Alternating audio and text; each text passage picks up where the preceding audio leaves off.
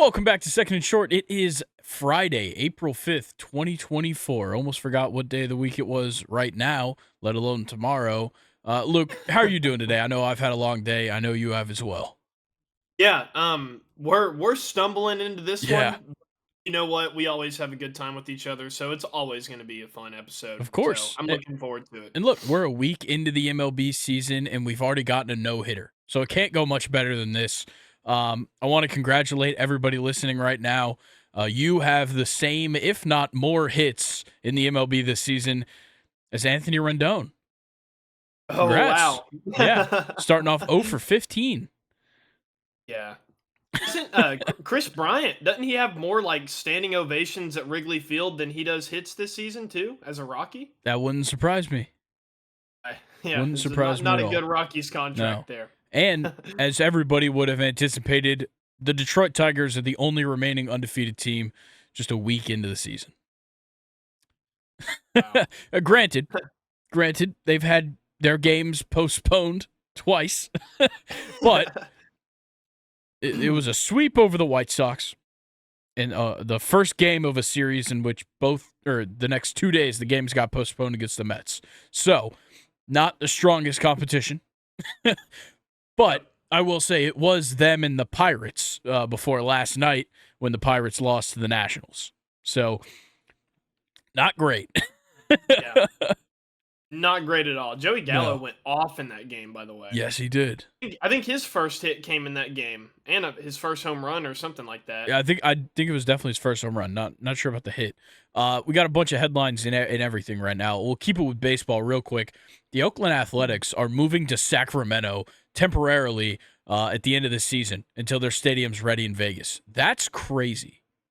What a Mickey Mouse situation. Yeah, like you don't see it. Like, we've seen relocations, we've seen new stadiums, blah blah blah. You don't typically see the city and the team that they're currently in not come to an agreement to at least keep them there until they leave. Yeah. So they're gonna go to Sacramento and play at a minor league baseball field that they still won't sell out, most likely. They've been looking at an attendance of like 3,500. So yeah.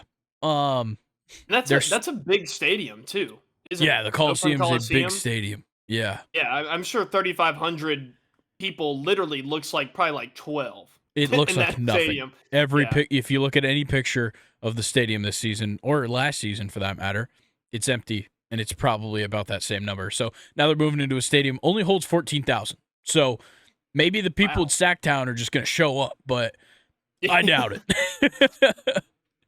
Not Oh, a lot man, of not a lot to watch on an Oakland Athletics baseball game or no. soon to be Sacramento Athletics. You know That what? is crazy. Interesting question. I doubt either of us have the answer to it. Are they going to be called the Sacramento Athletics? They are not. I actually Okay. saw an Instagram post. They are Okay. literally just going to be the A's. Interesting. That's very That's cool. it. I No like that. city. I like that a lot. Yeah. Not claiming a city is crazy. Exactly.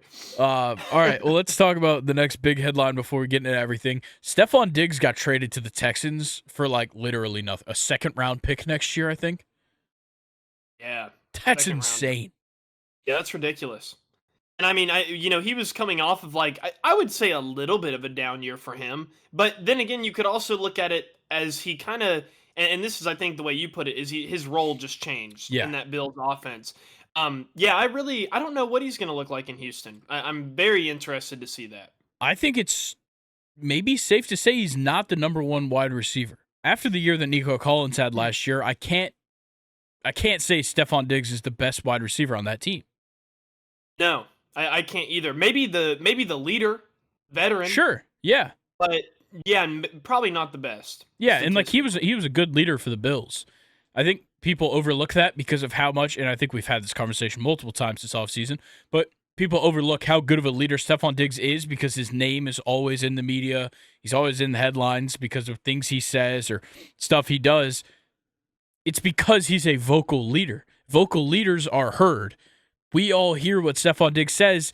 because he does things like go out and respond to tweets. And that's what he did the day before he got traded. Somebody tweeted and was like, if Stephon Diggs leaves, or blah, blah, blah about Josh Allen's good even without Stephon Diggs. Stephon Diggs was like, are you sure? And then he gets traded the next day. I think I did see that. You know what's also crazy?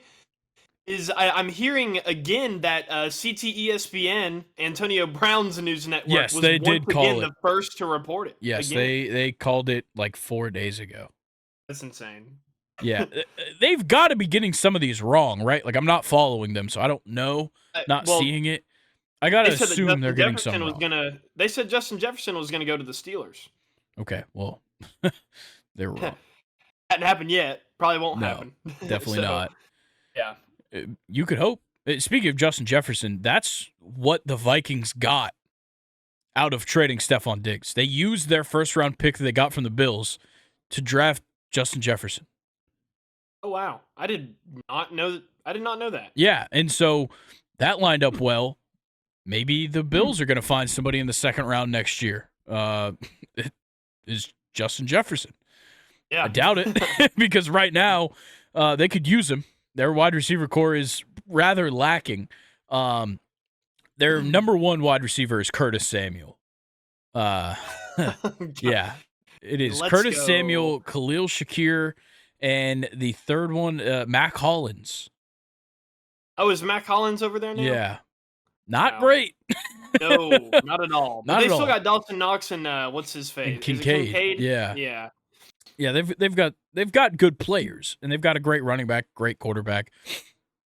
Wide receiver, they need some work. I'll say. Yeah, especially with a quarterback that throws the ball like Josh Allen does. With the the risk that he takes, they need a number one guy. I feel like in that offense to survive.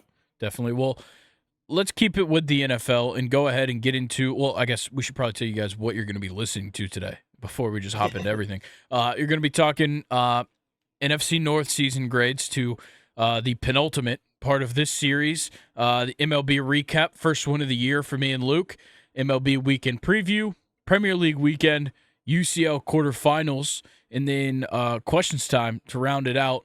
Now, we'll get into the NFC North season grades. This one was an interesting division to do, and I think we've said that for all of them, but this one more because all three of these teams, down to like the second or third to last week of the season, were up for a playoff spot. There's not one team that was just out of it, and it's hard to find across the NFL. I know we talked about this pretty similarly with the AFC North. The NFC North, just as competitive, in my opinion. Maybe not the top tier kind of teams near the top, but I think just as competitive all the way through. I think some teams, yes, there were worse than others, but I think it was maybe one of the best when you're looking at like, we can build off of this season. I think all four of the teams in this division had something to build off of. Yeah, I couldn't have said it better. And I'll go ahead and get it started with the last place in the division, the Chicago Bears, who finished 7-10. They honestly, like towards the end of the season, they were kind of heating up there at the end. Yeah. They got a couple important wins. I think they bested Detroit in like the last 4 games, didn't they? Yes. I believe so. It was like the fifth to last. Sorry. I hate to correct you on that one, but yes, they beat him 28-13 in a game where Jared Goff played horrendous. They lost a close one to the Browns, end up kind of whooping up on the Cardinals and definitely the Falcons. And then the loss of the Packers, final game of the season, that one didn't really matter for either. I think both of them were in, so that kind of just happened. Gotcha. Well, I'm going to run through a couple stats first. They were 27th in passing yards, which was probably like what hurt them the most. Not having Justin Fields for a minute. We got to see Tyson Bagent. I mean, shit, his dad was cooler than he was. True. So there's your biggest problem there. Arm wrestling champion, exactly. But they were second in rushing yards. That's because, Justin Fields, I think, was their rushing leader as well. Third in time of possession, which I guess, adheres to those rushing yards. If you're moving the ball on the ground, you're eating clock. But defensively, Not too shabby. They were Nope. actually they led the league in interceptions. They were first against rushing yards. They were 31st in sacks though, which I don't like. Considering that they traded for Montez Sweat, I would have liked to have had that a little higher. They were 25th versus passing yards. Just to kind of run through some players here, DJ Moore having 1,300 yards on this team is fucking ridiculous. Yeah. But when I looked up the stat for that, I was actually blown away. I was like, "There's no way he had 1,300 receiving yards on this team with this kind of like quarterback." Yeah, and But I think what people are missing in that number is kind of the negative part for Justin Fields' side, which is that DJ Moore had a ton of yards, and Justin Fields threw to him a lot, and Yeah. Justin Fields didn't have big numbers, which means he was only targeting DJ Moore and Cole Kmet when he could, but it was like DJ Moore was the first option every single time that Justin Fields was looking to pass, and I think that kind of limited what this offense was able to do with him at quarterback, and maybe led to him being traded. Yeah, for sure. But I wanted to go to the defensive side because that's honestly where the Bears are strongest. I would go and put them up there with.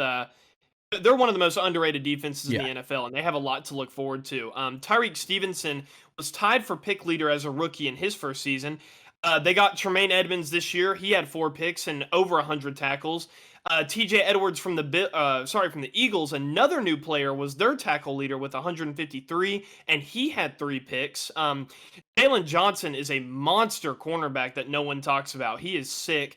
Eddie Jackson is a great veteran free safety. Jaquan Brisker was a rookie not last year, but the year before. He was 3rd in tackles this year.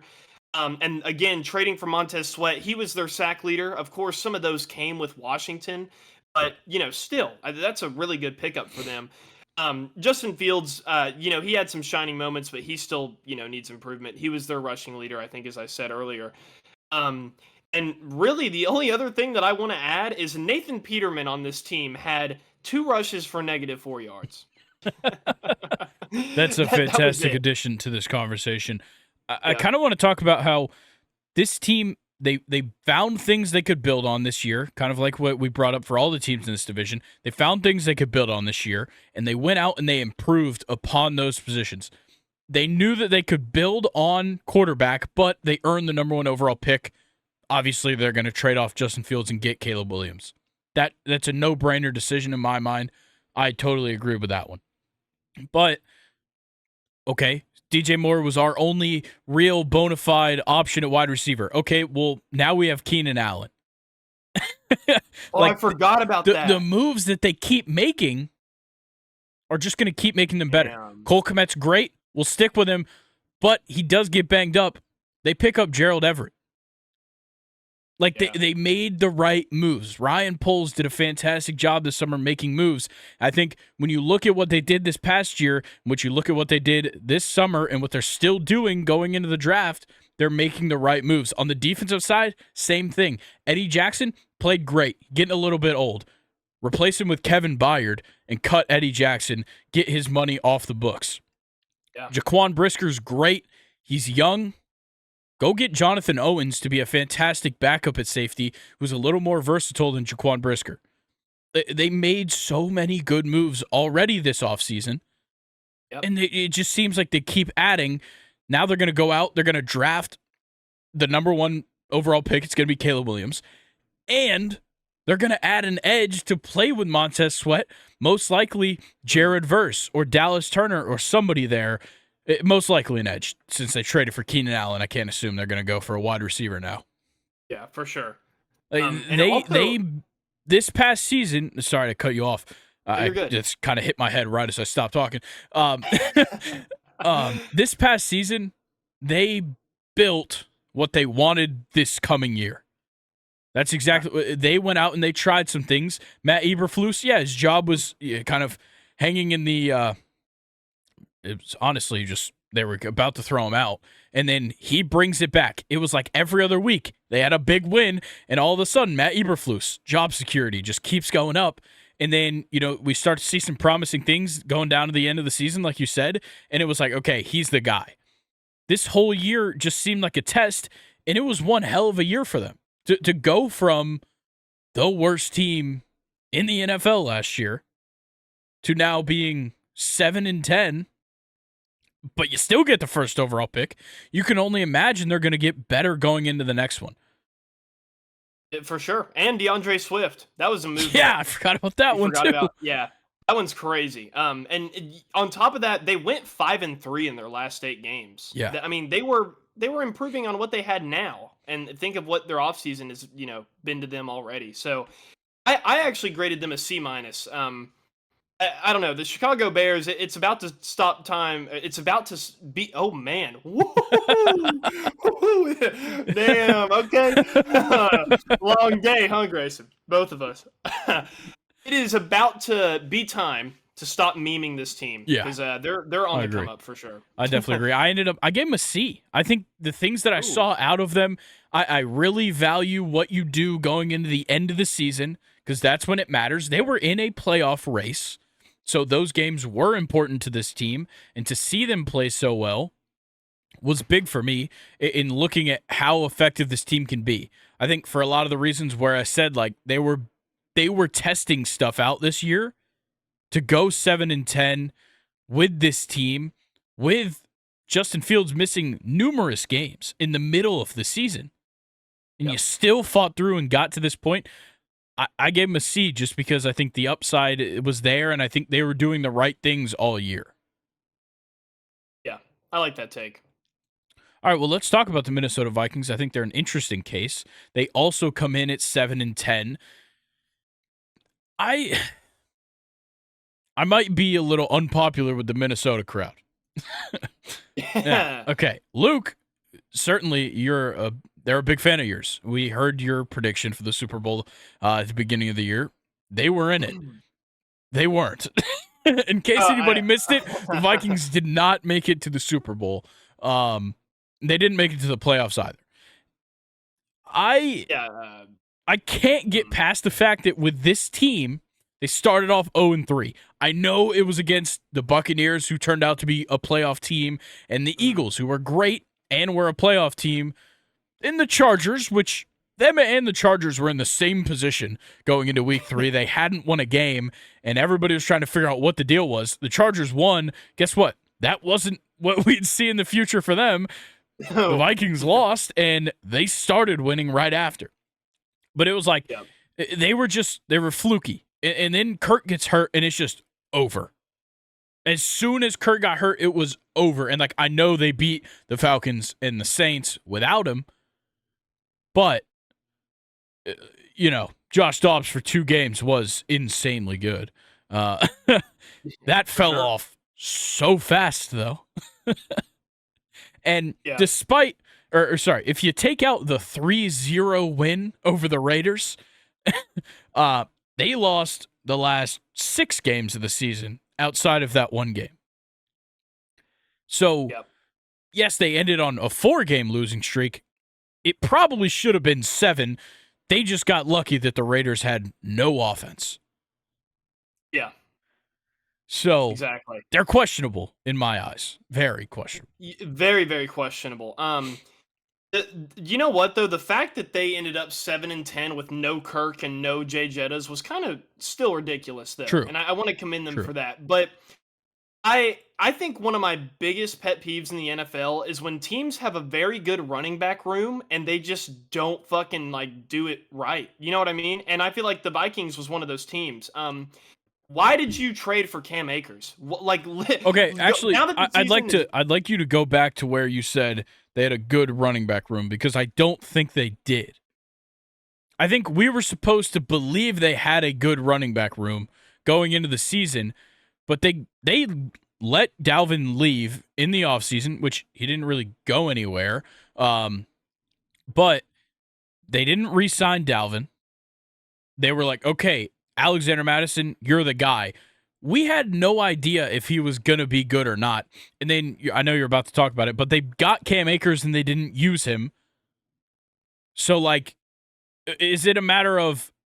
And also, Cam Akers' ability has been in question for the last 2 years because he can't stay on the field, and when he's on the field, he hasn't been effective. He got replaced real damn fast in Los Angeles, so they obviously weren't missing him. So I'm kind of just questioning the fact, like, was it really that good of a running back room, or was it just that these are players that we've just been led to believe have been good, but they haven't really had anything to show for it? I think it's definitely more that we've been led to believe that they're good, but I thought it was their year, honestly. I was high on Alexander Madison because every time Dalvin Cook got hurt, Alexander Madison is who you're picking up in fantasy football, and he was going to probably get you 15 points. We did not see that though this season. Like I said, the Cam Akers trade was literally pointless, like literally pointless. I have no idea why they did that. One thing I wanted to highlight though, Kirk, 18 touchdowns, 5 picks in 8 games. He was on a roll before he got hurt, which is weird because they were 0-4. Yeah. I don't really know how that happened there.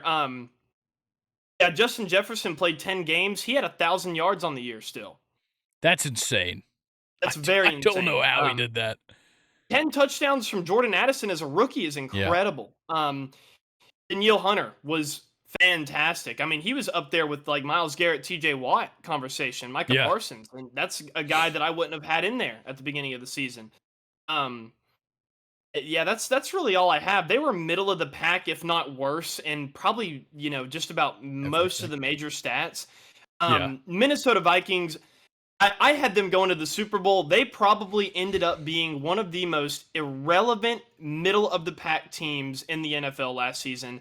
I'm going to give them a D+. Okay. I went a little bit nicer just because of the injuries. I give them a C-.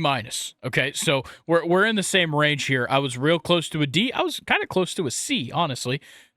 But my biggest issue, and I know I shouldn't be adding in what happened after this season, but the fact that we saw all this happening and we're like, okay, Kirk was so good before he got hurt. And, Danielle Hunter had a fantastic year. And it just didn't seem like they put in the correct amount of effort to keep them. No. Which makes me think that this whole season, that was the idea. Which is crazy. Because the big problem, even, you can lose Kirk, you don't, whatever. Now that you did lose him, there's a way higher chance that you lose Justin Jefferson a year from now. Yeah. That's a big-ass problem, dude. They're already throwing around the word trade. Yeah. Yeah, exactly. You might be gone sooner than you think. Yeah. So, what happened and what transpired throughout the season led to this. That was the issue. How bad they ended the season led to this because it should have been something else. These last 7 games should have been the check to be like, okay, we got to give Kirk Cousins a blank check to keep him here because we saw what happened without him. Exactly. And it's not what happened, clearly, because the Falcons paid him. And he's not I don't think he's getting a ridiculous number. I think it's the same number I would have expected Minnesota to pay him if they wanted to keep him. So I don't think it was a matter of he chose the Falcons over the Vikings. It was a matter of the Falcons getting with more money and a better upside. The Vikings don't have the upside because he didn't have a ton of talent around him outside of Jettas and Hawk. So, it hurts him to stay in Minnesota at the end of this season because of how they looked. I just hate to see really good players for teams like that. Just they go down and they get hurt in a season and then they don't come back to that team. Yeah, it's I feel like he didn't really get a send-off. I mean, obviously, the Vikings were good, with Kirk Cousins, but I don't really feel like we got. I genuinely, Grayson, believe that they could have been in the Super Bowl. Honestly, if they stayed healthy. It's so tough because the secondary wasn't fantastic. The thing is yes, we saw a ton of injuries on the offensive side with Jettas and Kirk Cousins and a couple other guys here and there. Cam Akers got hurt at some points, and Alexander Madison went down for a couple weeks. Didn't see a ton of defensive injuries, at least the key guys. Yeah, and the defense still wasn't that great. They were good, and they had bright spots. Harrison Smith and Danielle Hunter are always bright spots in that defense, but not a ton of other guys stood out. And so trying to get to a Super Bowl with that kind of team when you're going to have to face, on the path to a Super Bowl, whether they make it, if let's say they make it in instead of the Packers, okay, and they take the Packers route. Do you think that defense could have outscored the Cowboys? I don't think so. Do you think that defense, if they did, would have any fight against the 49ers? I don't think so. Yeah, probably not the 49ers. That's the thing, is like, if they would have taken the Packers route, then their offense or their defense never would have held up. The offense could have been great if Kirk came back and whatever, or if Kirk was healthy all year, whatever it would have been. But I don't think they would have had a chance if they took that same route that the Packers did. I mean, that's fair. All right. So, yeah, Vikings got a D+ from you, a C- from me. Let's talk about the Packers, who we just talked about here. I loved this team. I was high on them going into the season, and God damn it, I was kind of right. Kind of. I'm going to say kind of because, look, 9-8 isn't probably what they wanted to see, but it was good. It was much better than a lot of people thought it would be. You. For sure. But I was hoping for better. Team, I just want to go ahead and say, I'm going to go ahead and give my grade for the Packers now because at 9-8, I gave them a B-. I give them a B. High. Yeah. That's probably the highest that we've graded a 9-win team. Yeah, definitely. They offensively, they were mid-table in everything, which honestly isn't really that bad. It's not a bad place to be. Not a bad place to be, exactly. Defensively, I just wanted to highlight that they were 28th against the rushing yards. They were 31st in picks. Jair Alexander was kind of hurt a lot last season as well, though. But they were 9th in passing yards, despite Jair being out. Jordan Love completely proved me wrong. 1,000% made me just eat shit. And it was fun to watch. And I will admit it. He couldn't beat the Steelers, but true. He beat a lot of other teams, and he had a little bit of a cool playoff run. Aaron Jones and Dylan definitely underwhelmed me. Yeah, Jones was hurt so much. Yeah, he really wasn't healthy at all throughout the whole season, but they still disappointed me because I thought they were going to be the better part of their offense, but it ended up being Jordan Love. And then Dobbs and Reed, they both had 8 touchdowns on the year. They were both fantastic. Yeah, and neither of them came into the season as wide receiver 1. Christian Watson was, and he missed a ton of time, and you had a rookie and a second-year player step in and just do their thing, and then on top of it, other guys around this offense. This team, first of all, youngest team in the NFL by average age. Literally the youngest team in the NFL. They had guys like Dontavian Wicks show up in the wide receiver core. Bo Melton showed up in the wide receiver core. They had a rotation of 3 rookie tight ends. Yeah. It's just crazy. And at different times, they were all great. Luke Musgrave, unfortunately, going down with a concussion and then some other injuries throughout the year. I thought he was going to be the front runner. Tucker Kraft shows up. He was fantastic. Like, the Packers just kept finding more and more in this roster that's going to continue to be great. And the best part about it is that they're all young.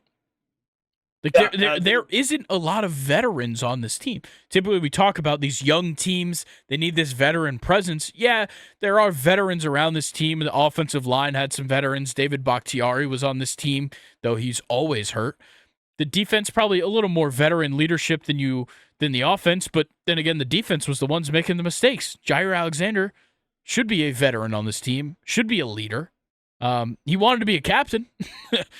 Got him out of a game. So I think this team, obviously there's a lot of things to work on. A 9-8 team isn't perfect. That's for sure. But I think what you see on the offensive side is fantastic. Yeah, there was a 4-game stretch where they lost probably 2, maybe 3 games they shouldn't have.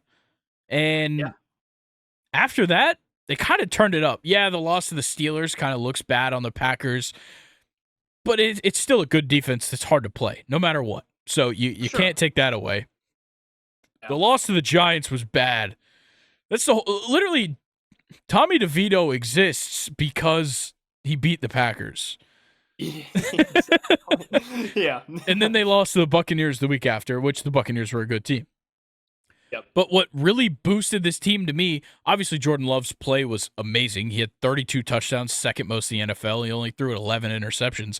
For a guy, it's his first year starting. He's been in for a couple of years, but still, first year starting, he's practically a rookie when it comes to playing time.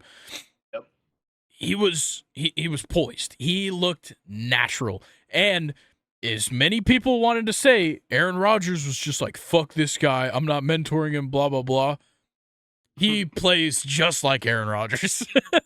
I was just about to say, Jordan Love has a beautiful throw, just like Aaron Rodgers. He loves to. Like Aaron Rodgers. He takes the snap, drops back to the left a little bit, and just kind of throw, like open your body and just like chuck it. Yeah. And just kind of like hop on the throw. Him and Aaron Rodgers love that shit. It's awesome. Yeah. Quay Walker, dog. Rashawn Gary, mega dog. Yeah. Yeah, and then really the only other thing I have is they started 1-4, ended 8-4. They started 2-1. All right, well, here's the thing: they started bad, 2-5. even better. There you go. There's a good stat for it. 2-5. 2-5, and they ended even better. Obviously, they made a comeback. In that time frame, they went on a 3-game win streak and then a 4-game win streak. So they're able to show consistency in the win column there. And like I said, I will reiterate my season grade, but I gave them a B-. They were fantastic, and I will happily say this team made me eat my words because they were fun to watch. And another cool thing that I want to point out, when the Steelers and Packers played each other, I watched this game at a sports bar, and I was surrounded by Packers fans. It was I couldn't believe there were that many Packers fans in Athens. It was weird.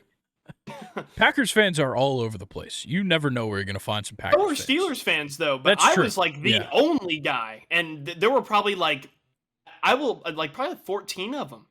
Interesting. Crazy, yeah. That is crazy. Nonetheless, in case you forgot, I gave a B. A lot of that kind of boosted off of like the playoffs. Like I would have given them a B-, but waxing the Cowboys and then taking the 49ers all the way down to the final moments of that game was huge for them. I would have loved to have seen them win. Oh, man. Against the 49ers. That would have been crazy. Let's talk about the division champions, the Detroit Tigers. Maybe... Whoa, Tigers. Sorry, the Detroit Lions. I'm in baseball mode, man. Baseball started. That's all I can think about. Cubs and Bears all the time. All the time. They're both big cats. What can I do, man? Look, the Detroit Lions were nothing short of amazing. 12-5, big win in the first game of the season against the Chiefs.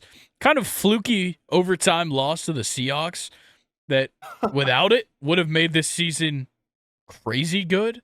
But still, they got humbled once this whole season.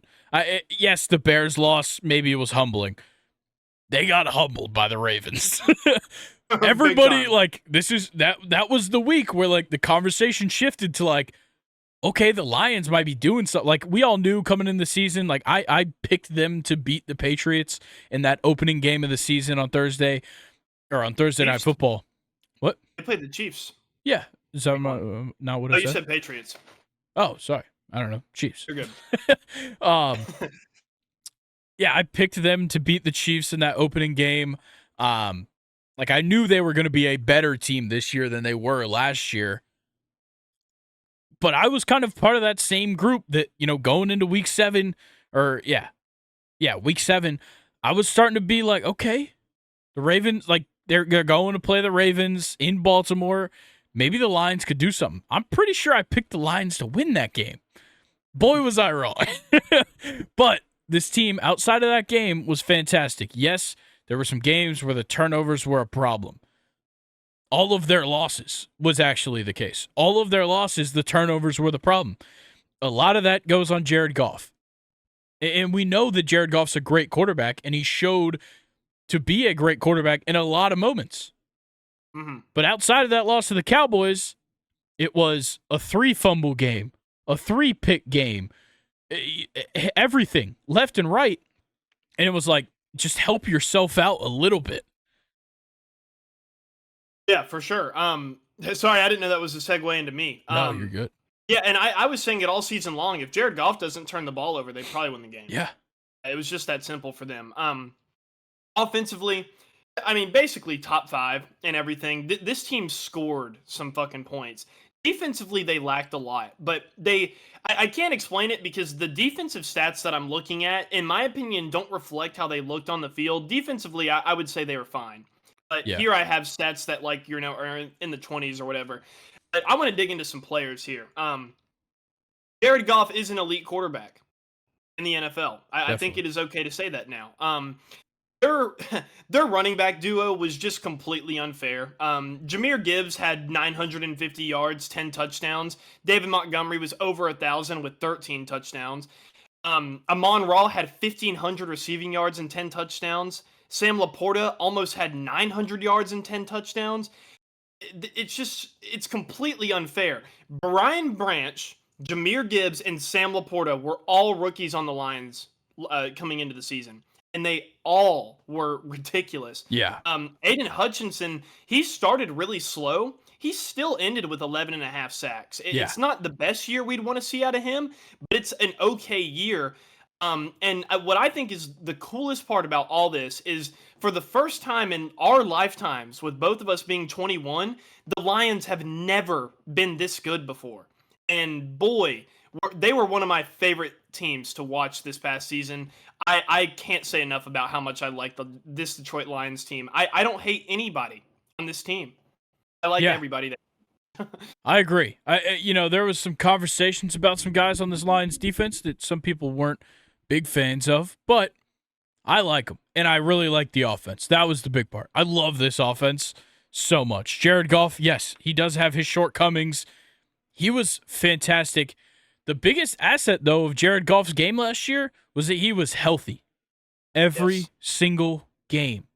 That is the difference between the bottom two teams in this division and the top two teams. Healthy quarterback, not healthy quarterback. And guess what? The top two made the playoffs. The bottom two didn't. Like, that was the clear division in this one. And then after that, it was the actual play on the field. Jared Goff did a fantastic job. Now, I wouldn't have been mad if, maybe he got hurt for like a game and we got to see Hendon Hooker play, but, Been sick. I want to see Hendon Hooker play more football. I was robbed of it in college. I need to see him play more. But they still have David Montgomery. They still have Jahmyr Gibbs. Amon-Ra St. Brown is amazing. Literally amazing. Top probably 5 wide receiver in the NFL right now. And then I do think they could get better after him. I think Jameson Williams has a lot of upside. He's great. I don't see him as a wide receiver 2, especially when you look across the league and you look at the top offenses and who wide receiver 2 is. Because the 49ers, honestly, there is no wide receiver 2 because one week it's Debo, the next week it's Ayuk. But, there's not a lot of wide receiver 2s that are bad. Tank Dell has become a fantastic one. Jalen Waddle, Devontae Smith. All your best passing offenses have a top-tier wide receiver 2. This team doesn't. No. I don't think. And Khalif Raymond is quite a drop-off after that. Luckily, they supplement that, just like a lot of great teams have in the past, with an elite pass-catching tight end in Sam Laporta. Good Christ. God, was Sam Laporta insane this year. Like, I knew he was going to be good.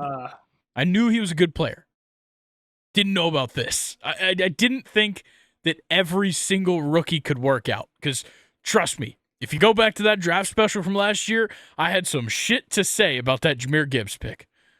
So I certainly thought he was the one that wouldn't work.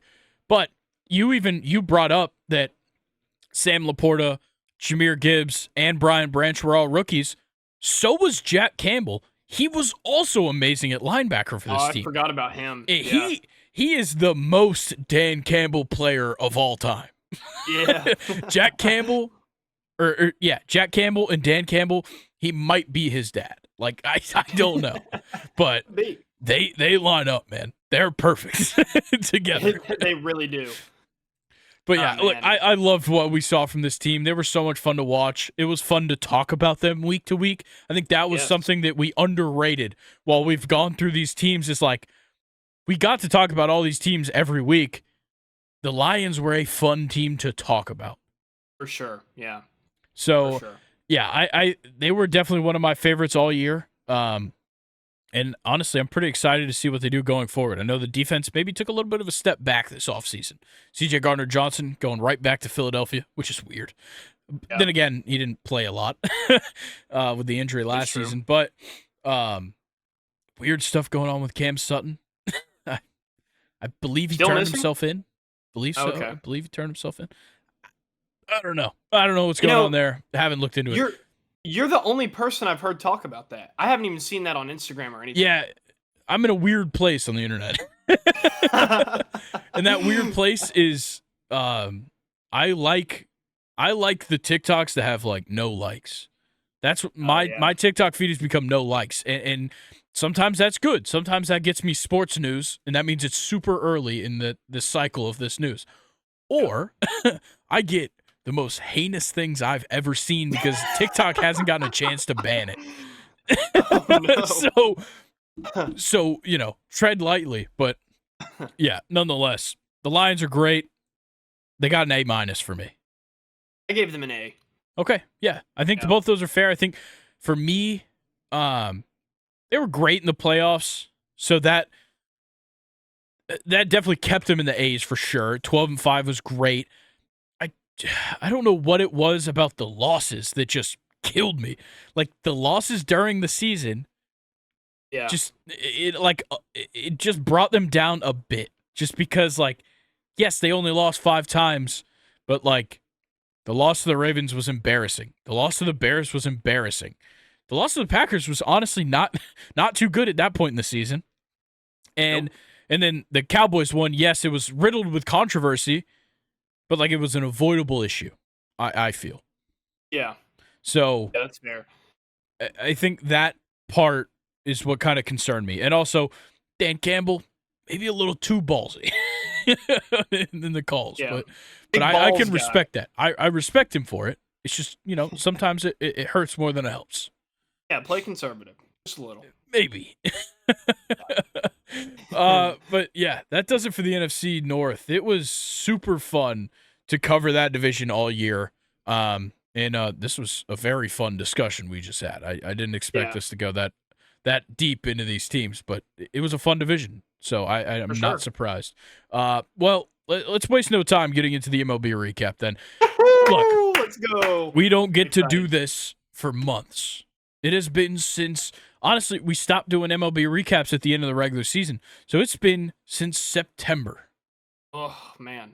Since we've done one of these. That's about, I can't really count, 5 months? 6, 7? 7 months, yeah. Holy shit. That's a long time. Time flies. 7 months is a long-ass time. Okay, so yeah, September. Last time we did an MLB recap. So I'd like to hit the ground running, and we start with Ronel Blanco's no-hitter for the Houston Astros. Obviously, that's the big one to talk about. I got a couple fun things about it. Earliest no-hitter by calendar date in MLB history. Yeah, didn't you and I have it going 60 or 70 games when Nathan asked us? Actually, I might need to update this stat. I don't know if the Astros won or not yesterday. I think they did. Fuck, they did win. God, it ruined my stat, man. Oh. It was going to be that they haven't won a game without throwing a no-hitter. That would have been kind of funny. Yeah. Nonetheless, their manager, Joe Espada, who's in his first season after Dusty Baker's retirement, the first manager in MLB history to get his first managerial win in the MLB with a no-hitter. That is pretty so interesting. Bizarre. Yeah, very weird. And the Astros have 5 no-hitters since 2019. Sorry, 2019. And no other team has 2 during that span. Wow. Yeah. It's insane. And they've had 2 combined no-hitters. How many of those were the trash can? Well, 2019, supposedly they weren't. But also, the trash can doesn't help pitching. That was a joke. Nonetheless, I understand, but they certainly could have been cheating. I'm not going to put it past them. But, yeah, you had Verlander solo in 2019, I think. You had Framber last season, and then Ronel Blanco. Wow. Shout out Houston Astros. Yeah, crazy no-hitter. Anything you wanted to add about the no-hitter?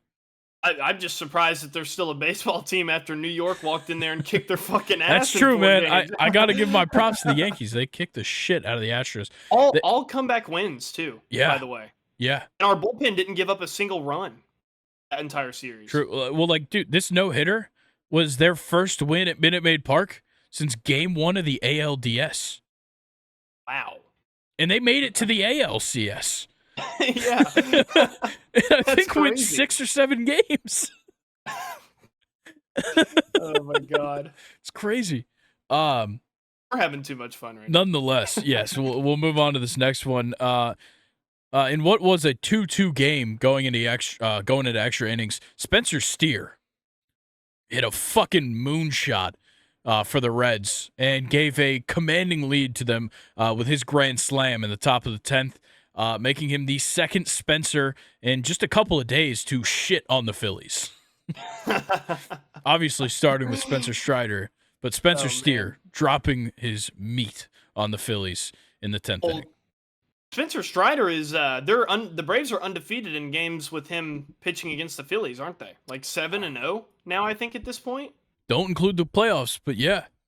As long as we don't include the playoffs. But I mean, still. Yeah, I'll take it. Let's see, a couple more things. Bryce Harper capped off a 3-home run night with a grand slam in Game 2 of that series. Yeah, he had a ridiculous one. Letting the Phillies play. I feel like they have always had a game postponed this season. Like there's been a lot for Philadelphia. Yeah, first game of the season, obviously. Yeah. Okay, so this is very, very weird. This kind of has to do with the Oakland A's stuff, but I didn't want to hit this at the top of the show. So there was a piece of paper, and I don't know if it's real. I think it is, because they were in the stadium holding it. It was wet from sitting on the ground. It was clearly folded up. If it wasn't real, they sure did a good-ass job making it look real. This piece of paper was found in the Oakland Coliseum ahead of the Red Sox versus Athletics games on Tuesday, and it looked to be just like instructions for employees that day. And it had two interesting things included in it, having to do with like products and product placement. And this is before we got the news of everything. So this is a quote directly from it. Anything that says rooted in Oakland must be taken down immediately. A little bit of foreshadowing. Try not to highlight products that focus on the name Oakland. Huh. And this was, might I remind you, the day of their meetings with the city of Oakland. They met with the city of Oakland on Tuesday, and this was on Tuesday for this game. Okay? The next day, which was yesterday for us, 2 days ago, Wednesday, whatever, was the day they met with Sacramento. And then now we get the news. That has to be real. Weird. Yeah, I think it's real. Because there was a bunch of other shit on there that doesn't matter. Oh. Yeah, very weird. They are, man, I would hate to be an Oakland Athletics fan right now. Yeah. And what sucks is that it's not the ownership group. This is that's the weird part about this. We often shit on these franchises that are doing so poorly, and we're like, well, the owners should do something about it. Yeah, the owners don't fucking spend money. Nobody goes to the games. Nothing's funding this team. Yeah. That's the problem. Nobody wants to watch them on TV. Nobody wants to watch them in person. And nobody in Oakland wants to show any support unless they're in the fucking parking lot boycotting the games. Yeah. So it's fuck. What are you going to do about it? So it's not even that the ownership is fucking them. It's the city. Yeah. That's crazy. And speaking of all this stuff, the city's fucking the teams. Kansas City, whatever county it is that the Kansas City Royals and Chiefs play in, just voted against paying for their stadium taxes. So what? Yeah, so we got these rumors of the Royals getting a new stadium. Nope. and Arrowhead, not getting any county or city funded renovations. So yeah, and both teams had to like put out press releases being like, we respect the vote of the citizens of this city. It's so bizarre. Yeah, very odd, which could push them into relocating into a different like municipal zone of Kansas City. Nobody's going to leave Kansas City is what it looks like, because these are two franchises that simply won't. They wouldn't do that to their fans. But if push comes to shove, move into a different area within Kansas City metro area, I guess. Patrick Mahomes is going to be slinging touchdown passes in London next year, baby. If anybody's doing that, it's Trevor Lawrence. Trust. Yeah. Oh, the Jaguars, man. Yeah. Shota Imanaga had a stellar debut for the Cubs. 6 innings pitched, 2 hits, no runs, no walks, 9 strikeouts in 92 pitches. Yeah, the Cubs have some good, man. some work. Yeah, for sure. Yeah, 3-0 at home. Love that. Clayton, okay, this is very interesting, and I'd love to talk to you about this. Clayton Kershaw said they can't see the zone that they show on the broadcast on their iPads this season in the dugout. He said he doesn't know if it's on purpose. I think for certain it's on purpose, and I think that they can't see the zones on the iPads when they watch the film back because it leads to ejections in games. Oh, like they look on their iPad and they're like, "Oh, it's there. It's a strike." Yeah, and then that gets you pissed off at the ump, and then the next time he misses one, you call him out, be like, "Oh, that's 3," like that kind of shit. That's a load of crap. A pitcher needs to be able to see exactly where his pitches are going. That's what I'm saying. Look, you can, whether you're on the mound or in the stands or watching on TV or watching on an iPad, whatever it is, if you don't have that zone, that is imaginary entirely. It's not like the umpire can see that zone and we can't. It's his own thought. So the TV people aren't like, okay, hey, Blue, before the game, you're going to call him like high, low, right, left, like we're going to adjust the zone on the TV. No, it's just there so that we understand, like, this is the basics, or like this is the idea of what the strike zone should be. And it's uniform. It doesn't adjust like it really does, whatever. It needs to be there for pitchers to review because they need to understand placement, especially when they're playing in different ballparks around the country. Cameras are set up at different angles and blah, blah, blah. It affects how you actually see the perspective of a strike. If you're watching it on an iPad at a Diamondbacks game, and if you're watching it or in the Diamondbacks stadium with whatever through their cameras, and if you're watching it from a Kansas City Royals game from their cameras, it's going to be a different view. You need the strike zone for perspective. I don't give a fuck if the players are like, well, the umpire missed all these strikes. We all fucking know he missed it. Everybody saw it. Exactly. Yeah. So I guess the MLB, I think it's a mixture of the MLB is fed up with players getting ejected. And I think the umpires union is fed up with having to deal with the bullshit and having to eject players. Yeah, and I don't know. That's just crap. It is. I think it's a load of crap because you got to help the guys out. For sure. Yeah.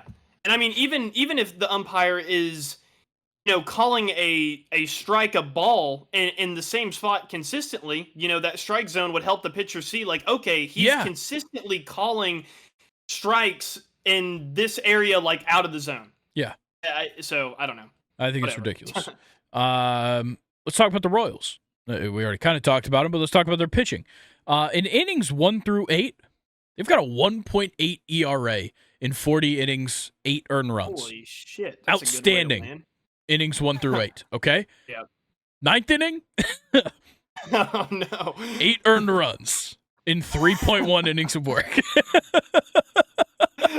So, Will Smith, not working. Anybody else they add in relief? Not working. Well, then again, middle relief, setup guy, all fall into that 1 through 8.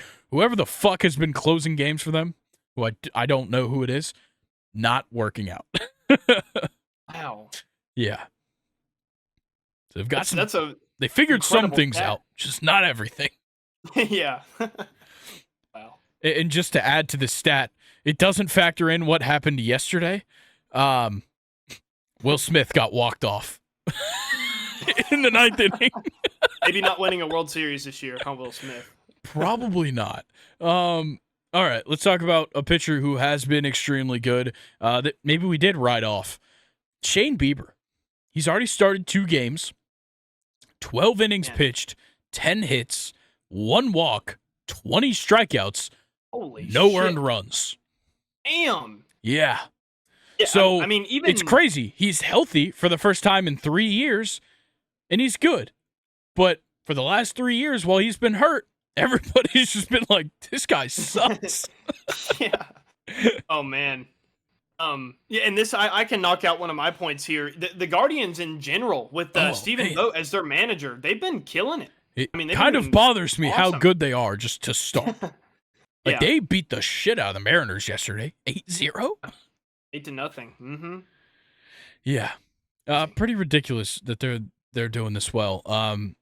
This one's very cool, and it makes me look good. Nolan Shanuel is off to a great start, and he has an on-base streak going all the way back to his debut last season. So he finds himself with a 35-game on-base streak to start his career. Originally, it was a 34 when I wrote this stat, and he hit a home run to get that 34th. But if you go back to Wednesday's game, he didn't start. He got subbed in the 5th inning. So he didn't get many chances. Grounds out in his first at bat. So very much on the ropes. Gets his final at bat. Hit by pitch to keep it alive. Yeah, baby. Like that is crazy.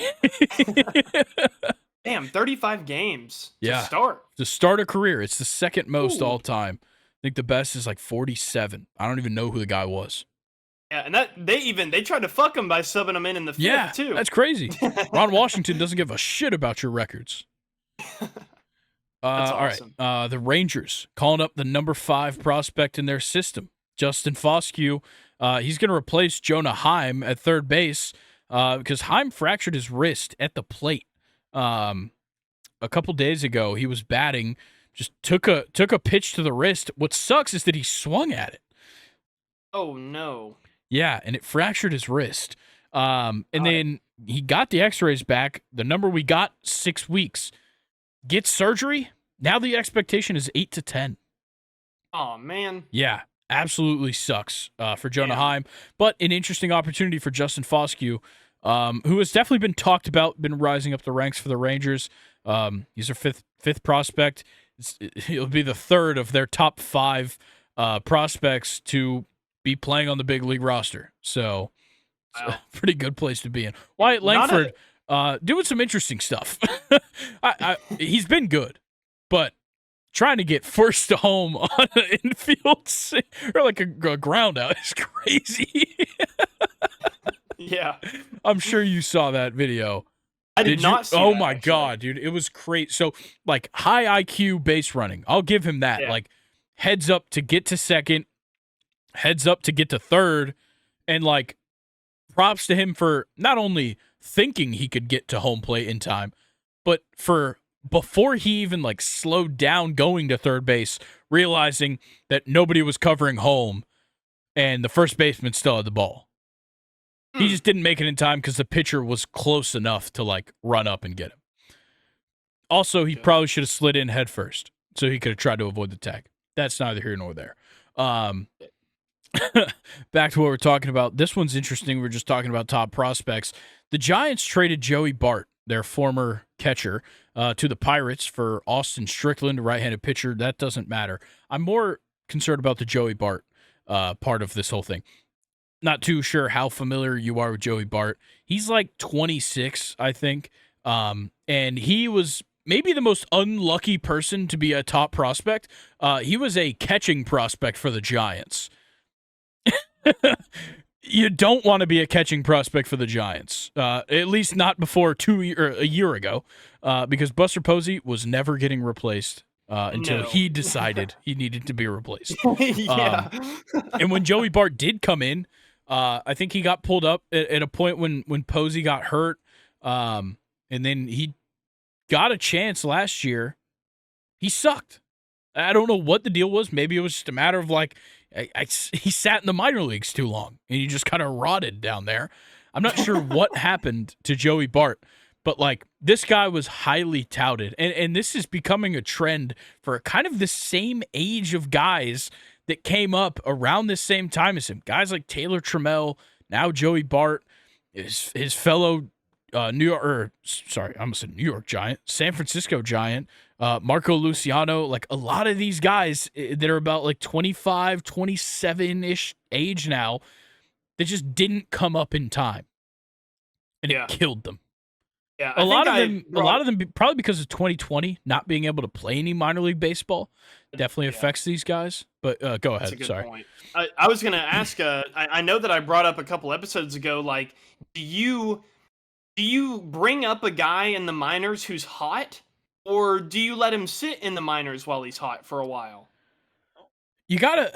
It's a hard line to walk because, on one hand, it really is dependent on age, for sure.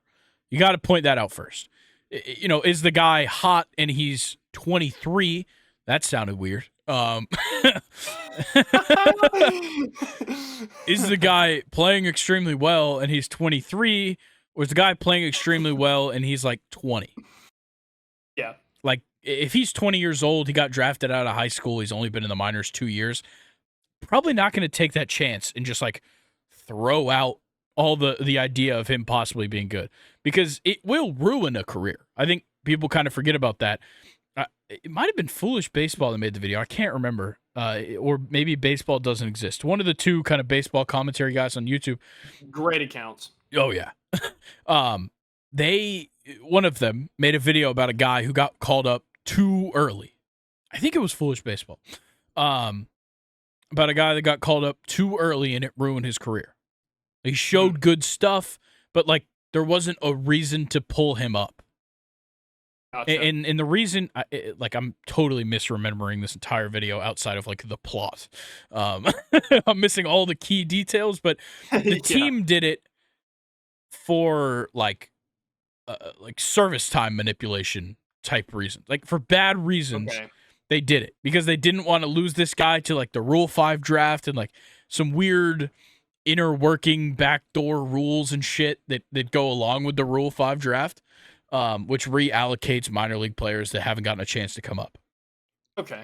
So it was a weird situation. Nonetheless, you don't want to bring up a guy that's simply not ready, but like you kind of said, you don't want to leave a guy down and he just rots, like I said about Joey Bart. Like, it's very tough to make that call. I think if he's been down there enough and you've been hearing his name all the way through the process of him coming up and he's hitting his stride, sure, bring him up. That's what Michael Harris did. He jumped to AAA.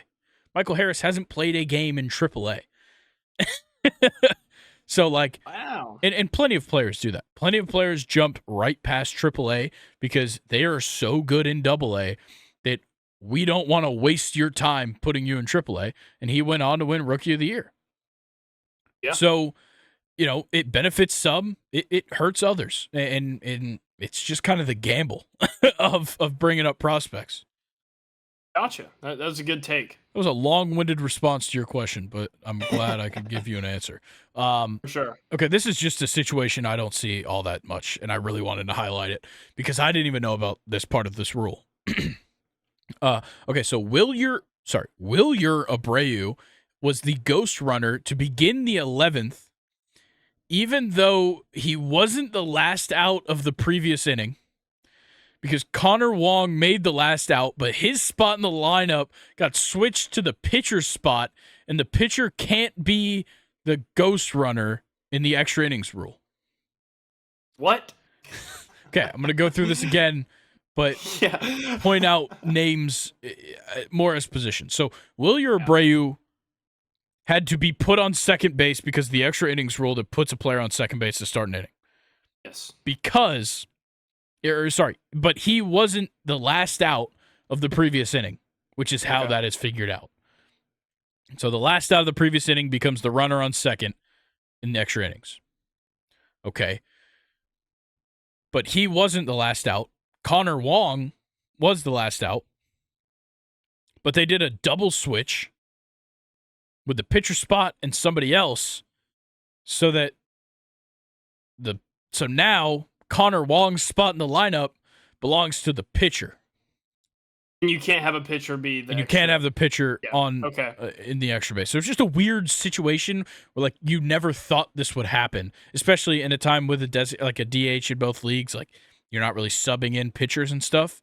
Yeah. In that scenario, they did, and it was very odd. That's kind of the case. That's very weird. Yeah. I'm going to glaze Mookie Betts for a second. He's just literally beating everybody and everything at the moment. This is a good stat. He scored 14 runs before the Mets, White Sox, or Twins did.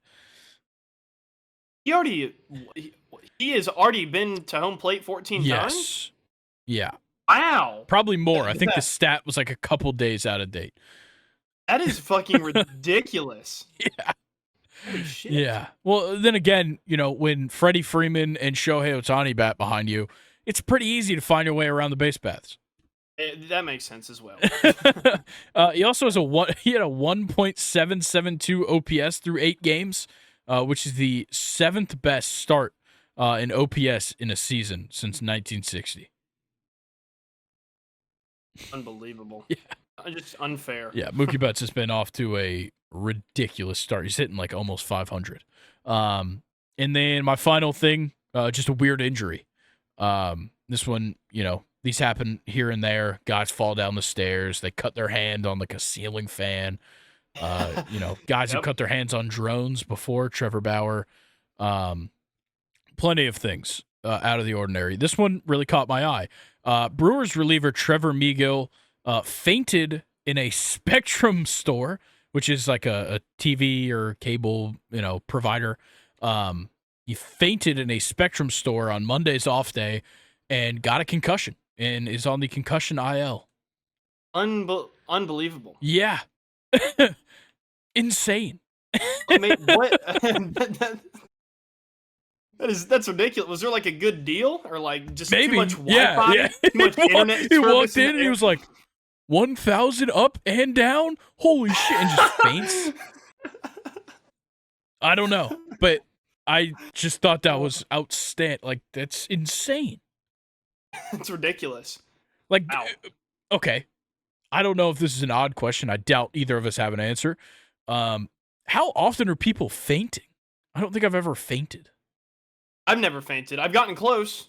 Yeah. One time.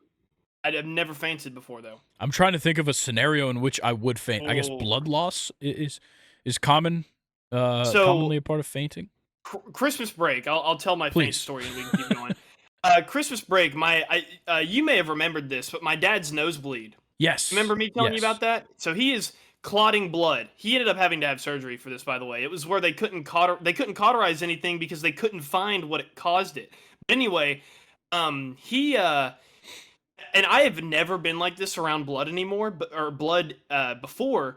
But he was like filling up cups in our kitchen full of blood, and the bathroom was like a complete mess. And yeah, for some reason, it just like really stressed me out and caught me off guard.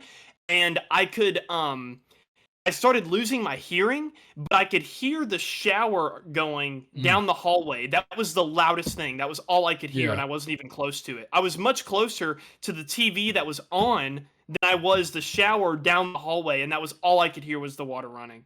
And like the black started going around, and my vision started to get less and less, and I didn't end up fainting because I just went and sat down. But yeah, I was stumbling, couldn't stand.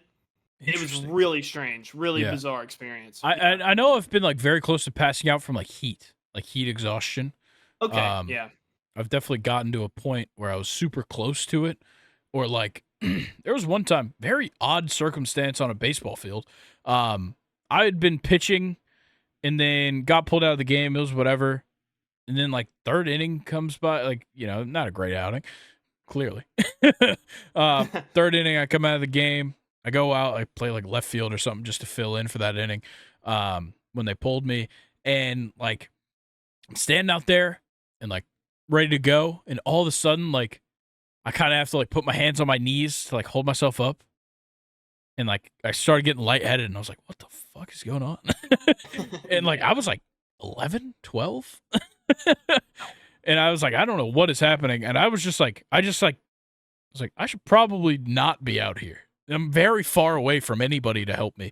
Yeah, all the way out so there in the field, yeah, and so outfield. I just like kind of jogged in and just kind of like waved my hand so they'd stop. And I was just like, I don't know what's happening, but I'm gonna pass out. I didn't, Wow. but yeah, that was a weird circumstance. I'm done with my news. If you've got some Okay. things you'd like to go through. Yeah, just a couple things. Really interesting. The D-backs handed the Yankees their first loss this season in the second game of their series out there in Arizona. How about this? It was the first time the D-backs had shut out the Yankees since Game 2 of the 2001 World Series. Um, and just to bounce off of that, Zach Gallen was Oh my fantastic god. against the Yankees. Yeah. He played amazing. But to flip it on the other side, the Yankees. How about Anthony Volpe? He right now he's batting like 530, 17 at bats, 9 hits, 1 home run, 3 RBI, 1.501 OPS. He's been absolutely ridiculous this season. Nice. So yeah, shout out Anthony Volpe. Good job making your adjustments there offensively. Already went through the Guardians with Stephen Vogt. They look great with their new manager, which is great because Stephen Vogt was a former player. I like Yeah. him. So Switch hitting catcher. Odd. yeah. How about this? A former Yankee, Kyle Higashioka, in 1 inning threw out 2 runners attempting to steal and hit a home runner Nice. and hit a home run. Yeah. No Padres catcher has done that since 1974, and that's only because that's when innings. I forget what the actual name for it, but like I guess box score of like innings came out, Oh, so it could be even longer. gotcha. Yeah, so interesting there. I wanted to highlight Chris Sale's debut as a Brave. 5.2 innings pitched, two earned runs, 2 walks, and 7 strikeouts. So hopefully, wasn't bad. he stays healthy. It was okay. Hopefully he stays healthy. Tyler Glasnow is also looking Oh my great. God, Speaking yeah. of pitchers that have Yeah. moved teams, Joey Gallo snapped his 0-12 start to hand the Pirates their first loss. They hit a 447-foot home run, and then he doubled and hit a single. Wow. So, That's a good way to end yeah. a hitless streak. Exactly. Shout out Joey Gallo there. Yeah. Nick Pivetta has never allowed a run in Oakland, and that Wow. continues. And I guess it won't continue next season. I think he's pitched there like 7 times. And this That's game, I think crazy. it was yesterday, as we're recording this on Thursday. Went 5 innings, 3 strikeouts, no earned runs, and the Red Sox swept the Oakland Athletics. Yeah, and then my last thing here is the Astros are bouncing back nicely against the Blue Jays. They had an 8-0 shutout yesterday, and Jordan homered twice. So, yeah, I mean, it was fun to shit on the Astros after the Yankees completely dumpstered them in the series, but they're going to be back. I mean, Oh, yeah. nobody needs to worry about if the Astros are sorry or not. But man, was it fun to pretend like it. It was. It was very fun. Yep. Yeah, I guess that does it for our MLB recap. So let's talk about what's going on this weekend in the MLB, and I'll let you start. Any games that catch your eye? Any series? Whatever. Yankees home opener is tomorrow against the Blue Jays, so Nice. I'll be looking forward to that. Braves home opener tomorrow as well. Yeah, Braves home opener as well. A lot of home How about the openers, honestly. Dodgers and the Cubs? Love that. What a series we got there. Yeah, I'm very excited for Diamondbacks Braves at home. Electric, Yeah, and that Strider's one's on the gonna be mound to open it up at home, which couldn't be There better. you go. Baltimore and Pittsburgh, 4-2, 5-1. Fantastic. It's gonna be nice. That is a good matchup. Padres Giants is always fun. Just California NL teams. Phillies Nationals might be interesting. Is that weird to say? The Phillies are 2-4. They're not good, and the Nationals have shown like they can fuck around and hit the ball. that is true. they can fuck around. Astros sure. Rangers, a repeat of the ALCS. That's going to be fun. Mariners Brewers is honestly a fun matchup if the Mariners can kind of get their things back in order. Honestly, Red Sox Angels isn't bad considering how these two teams have started. Yeah, I'm trying to look for pitching matchups right now. Got a couple of good. It's weird because of all these postponements. rotations aren't lining up anymore. No. But I will say not at Logan all. Gilbert versus Freddie Peralta in Mariners Brewers is fantastic. Yeah, that one's going to be It's a really nice. We'll get to see Hunter Brown for the Astros. Yeah. True. There's Dylan Cease versus Jordan Hicks. Not bad. Yeah, I'm not really finding any. Not a lot of great ones. Grayson Rodriguez versus Jared Jones, two promising young players. I like that. Jared Jones had a crazy good outing in his debut a couple days ago, Yep. but and then of course Grayson Rodriguez, who had a very good outing to start the year. Going into Saturday, Brandon Pfaadt versus Max Fried isn't all that bad. Let's see, Tyler. No, never mind. We'll get to see Yoshinobu Yamamoto for the third time. That'll be fun on Saturday. JP France versus John Gray is not all that bad. And Astros Rangers. Yeah. Kevin Gausman versus Clark Schmidt on Saturday. Oh, on my screen, they were undetermined for the Blue Jays on that one. I'm seeing it on ESPN. Oh, nice. Is it? I don't know. Bryce Miller versus DL Hall. Mariners Brewers. A lot of good matchups for Mariners Brewers. Very interesting. Let's see. We'll go into Sunday. Might as well. Ryan Nelson versus Chris Sale. Dean Kremer versus Marco Gonzalez is okay. It's not great.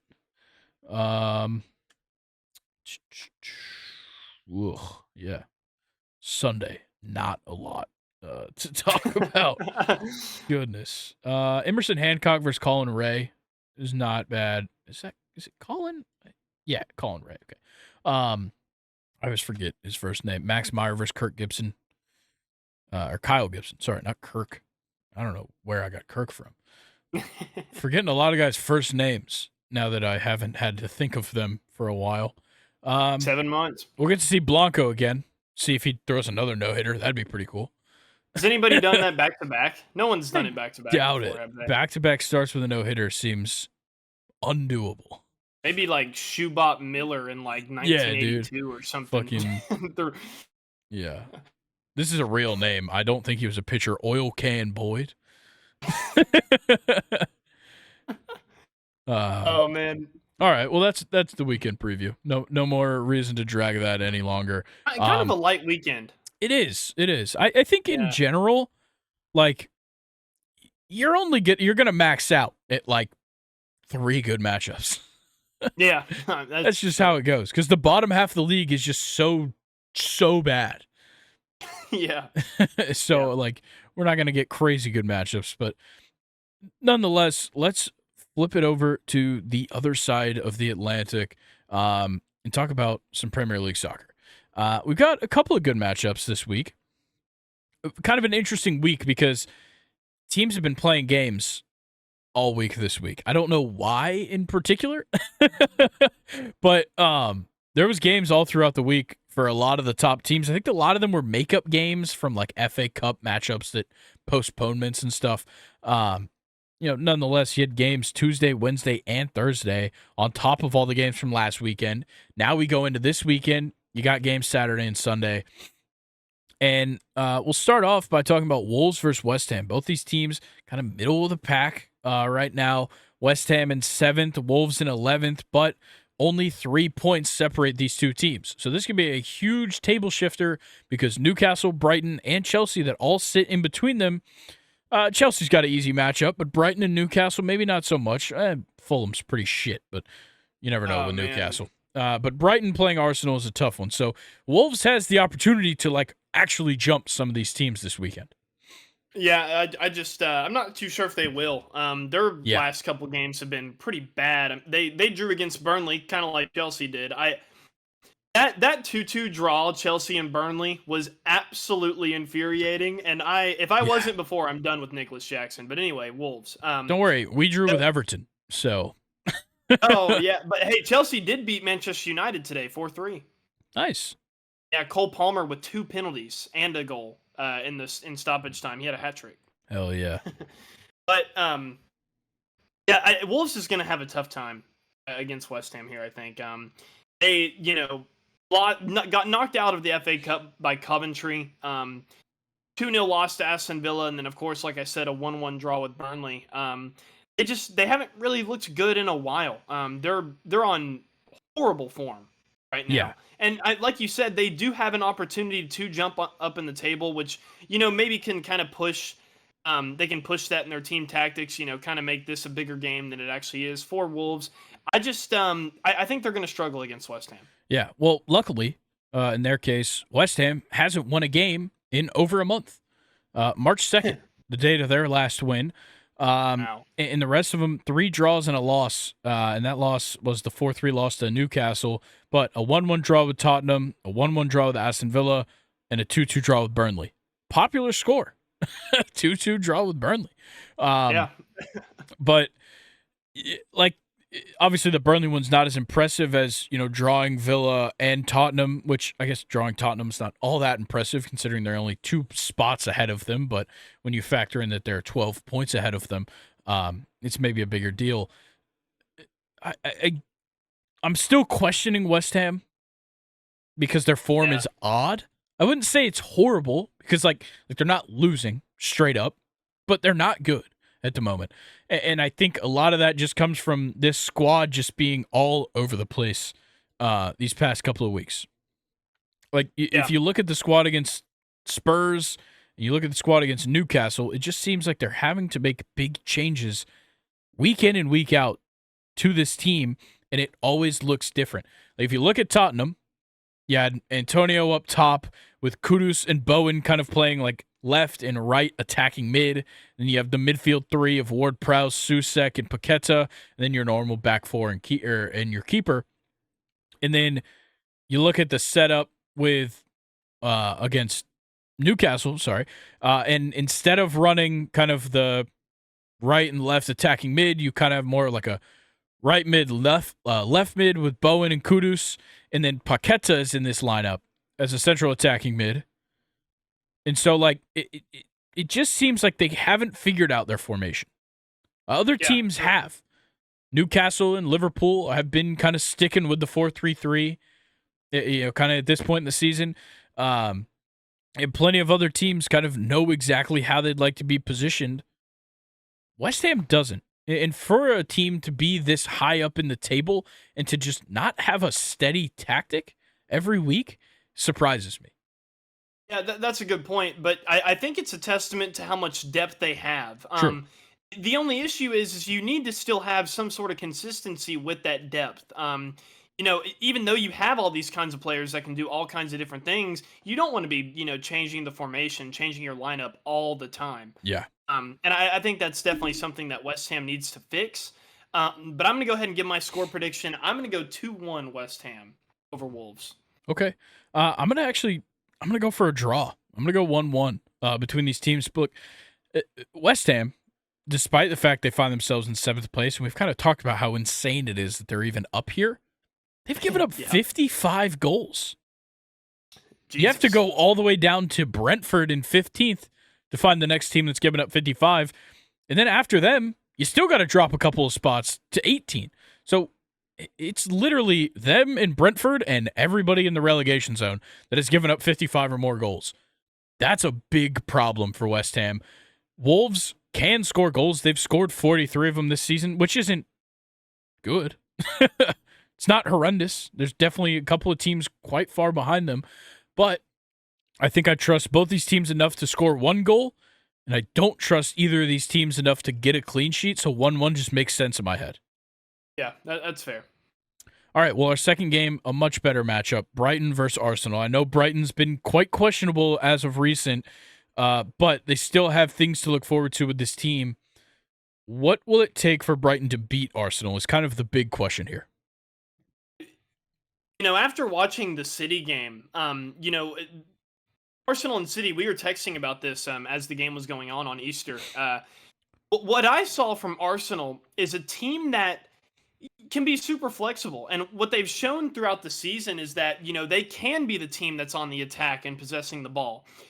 What they did against City was an absolute masterclass of defending. Yes. Sure, you can look at the stats and, be one of those casuals that's like, oh, City should have won this game 75%. Yeah. Arsenal were so comfortable Yep. sitting back and defending, though. It wasn't like they were just getting yammed on.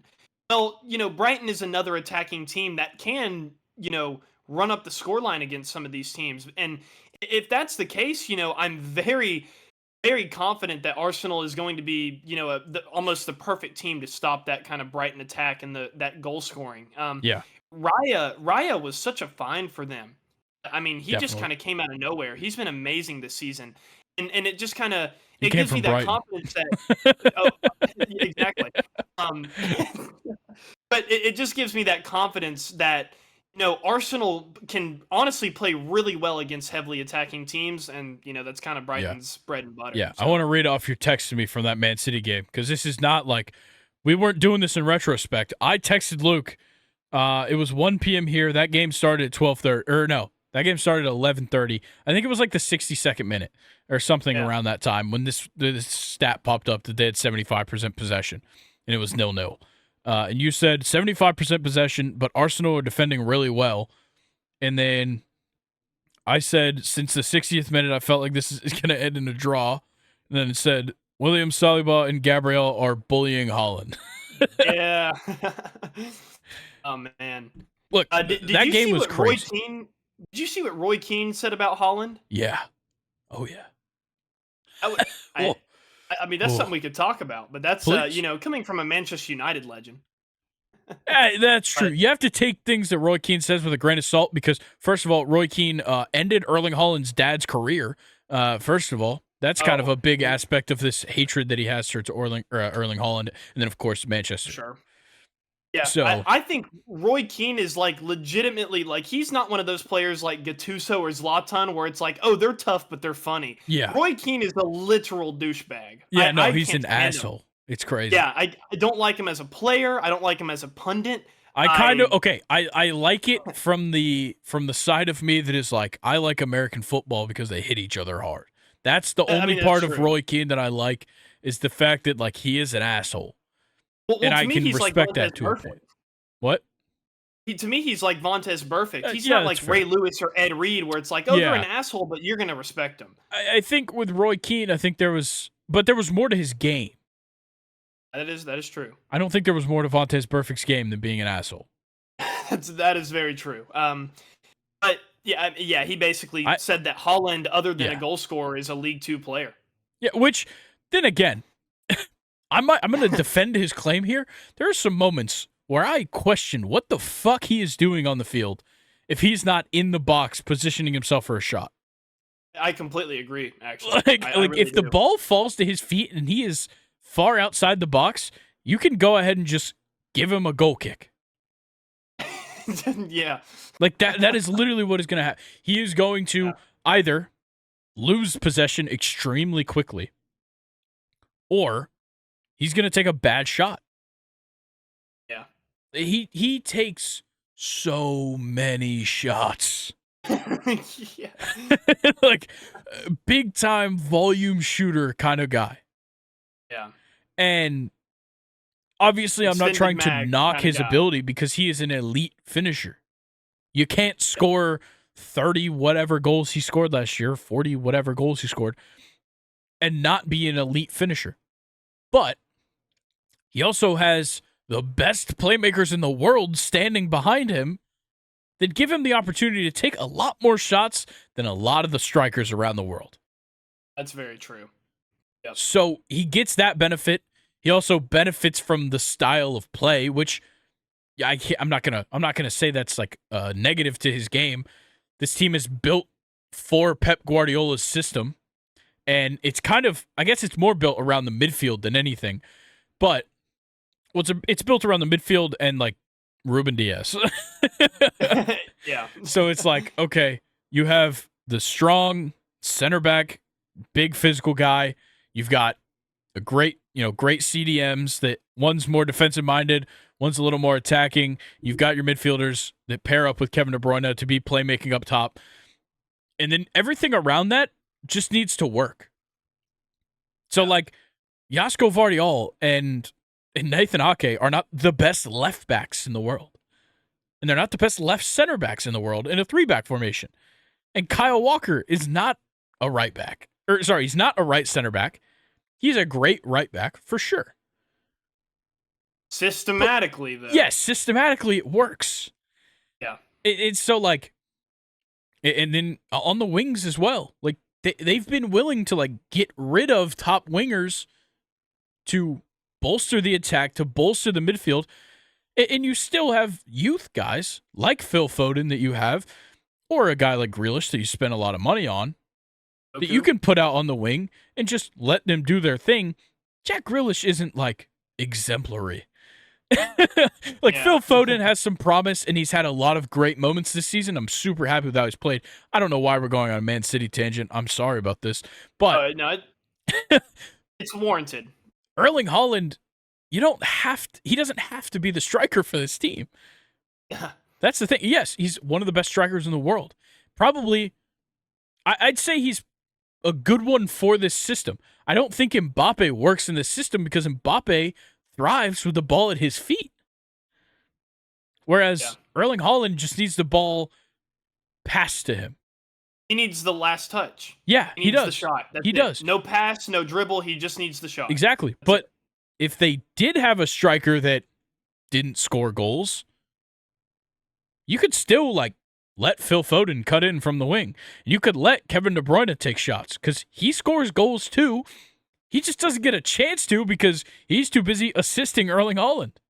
Yeah. So it's like you give and you take with this team because, yes, you can say that Erling Haaland sucks with the ball at his feet and he'll never find himself any wider than the goalies, like the posts, honestly. He should never go any further than that. But he's undeniably one of the best players in the world, despite 100%. All of that. So it's kind of hard. So, yeah, Roy Keane, kind of a dick move, whatever. But let's talk about Brighton Arsenal. Back to whatever. I don't even know what we were talking. I think we were just talking about Arsenal Man City. Yeah, I just left it off that like Arsenal is really good at defending against heavily attacking teams. And I think that's a huge asset against this Brighton team because they're not exactly a physical offense. So they don't match up very well with this team. So, like, if you look at their game against Brighton, the team they're throwing out there, which obviously they're not at full strength. Solly March still out. He's going to be back soon, but Mitoma's out until late May. He'll probably miss the end of the season. And then, like, Evan Ferguson's kind of banged up. He's not really going to play. He hasn't really been starting either. But if you look at the game against Brentford, you have Yao Pedro up front with Adam Lallana in behind him, Adingra, and Bonyate. Like, not physical whatsoever anywhere up there. That's a lot of kind of tiny human beings out there for Brighton. So, if I had to guess, Arsenal's center backs are going to have a fucking heyday this week. Yeah. Probably a lot of counterattacking. Oh, yeah. So, I'm going to go ahead and just say, despite the fact that Bukayo Saka is still a little banged up, he made it into the lineup last week. He played great. He wasn't outstanding. Obviously, nobody scored a goal. Nobody was really outstanding in the attacking side in that game last week. But if he's back in, that's great. Gabriel Martinelli is such a tough one because he's got a huge cut on his foot that has been the problem for him. That has been his injury. Is that really what it is? Yeah. He has like a large gash on his foot. That is awful. Yeah, that just makes it extremely difficult to be comfortable running on the field. Ouch. Yeah, so like that, you never know how that's going to affect him. I'm going to have to assume it's not going to be positively. And definitely doesn't tickle. I think with Saka still being banged up, this time it's the hamstring.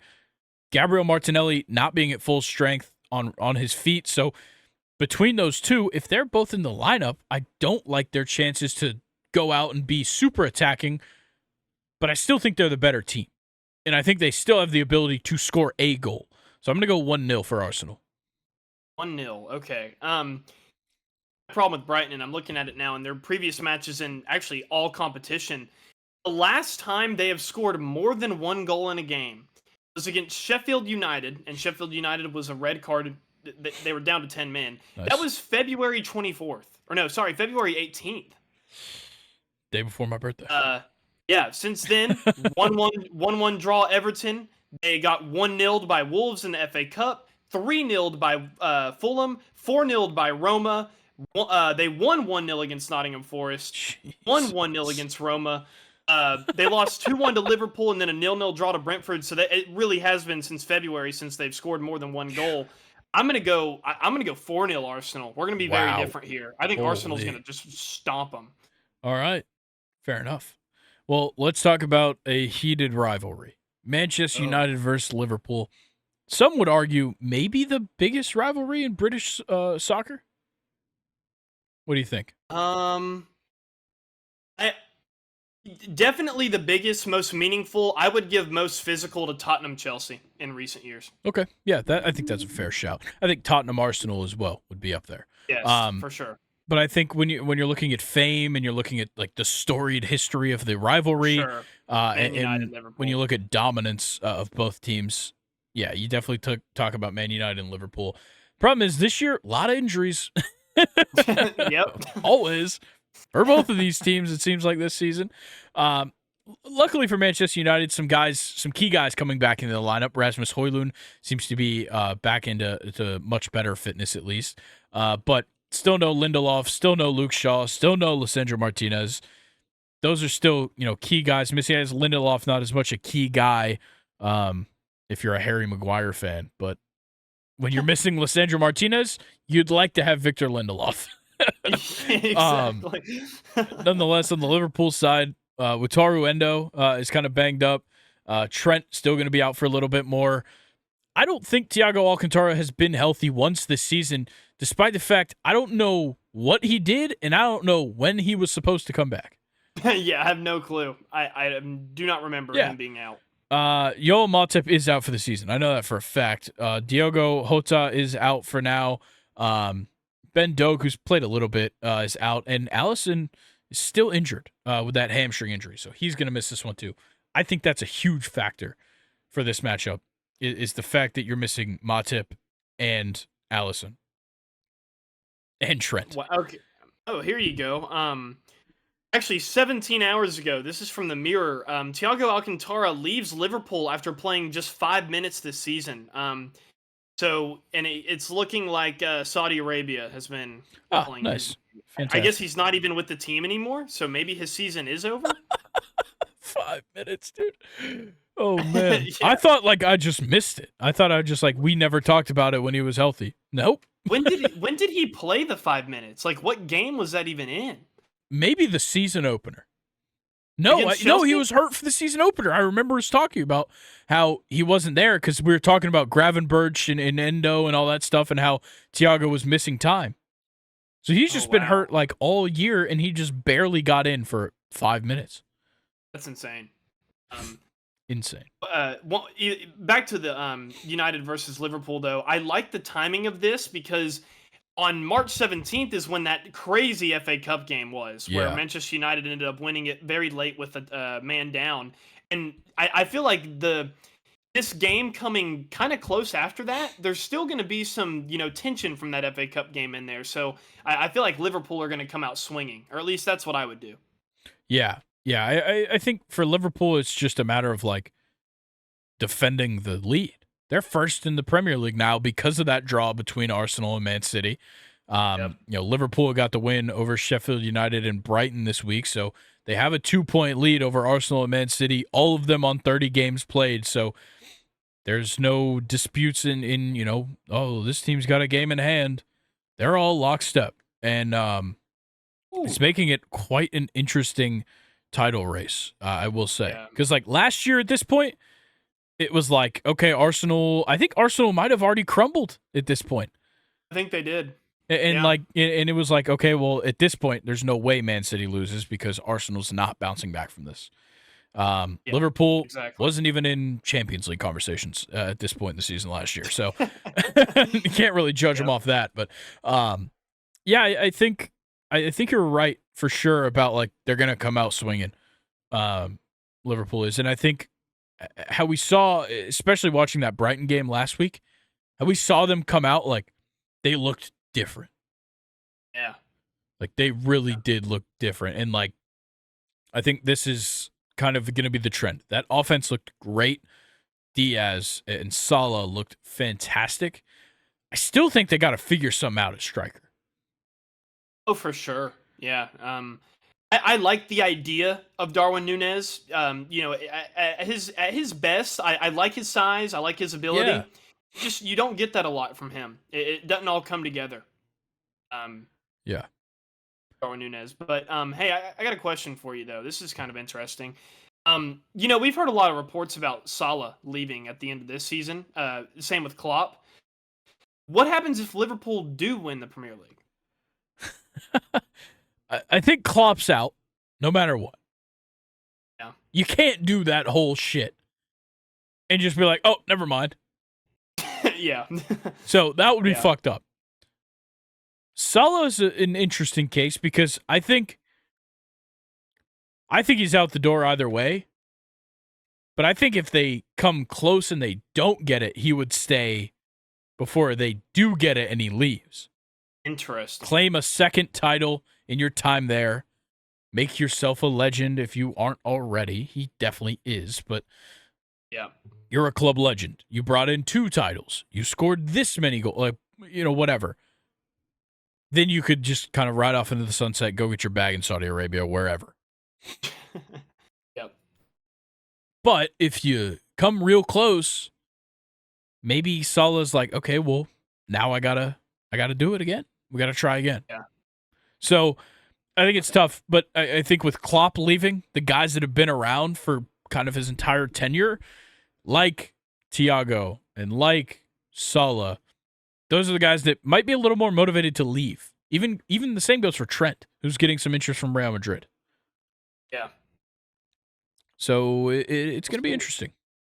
Yeah, we'll definitely see. I'm gonna give a score prediction here. Liverpool, they had a favorable matchup whenever Arsenal and City drew last week, which you mentioned, and they're playing a team that is their last loss and just happens to be probably their biggest rival. So it's going to be a tough one. I think it's 2-2. I don't think it'll be hard to separate these two teams. About to say the same damn thing, so I'm going to stick with you 2-2 because I do think this seems like a draw. Yeah, it does. Like, it just seems like these two teams where they're both at the moment, like how Manchester United's playing, kind of the trend they're on, how Liverpool's playing, the trend they're on. It seems right for this to be a reset for both of them. Yeah. Like, Man United's not playing the best, but they're getting some guys back. Liverpool is playing very well, but they've lost some guys to injury.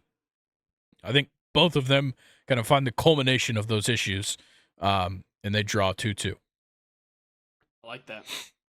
All right. Well, that's the Premier League for this weekend. Other games going on. You got Crystal Palace, Man City. So Liverpool definitely needs to win if they want to hold that first spot. Aston Villa, Brentford, Everton, Burnley. Oh, God. That's a bad one. Fulham, Newcastle. Luton, Bournemouth. That sucks. And then Wolves, West Ham, Brighton, Arsenal. Sunday, you got 3 games. Man United, Liverpool, Sheffield United, Chelsea, and Spurs versus Nottingham Forest. I guarantee you Chelsea's going to pull some bullshit on this weekend. I can almost tell you. This has got like 3-3 draw written all over it. Yeah, 3-3 draw with like Sterling has a free kick that goes like 65 yards out of the stadium and Nicholas Jackson just blows cock. The usual.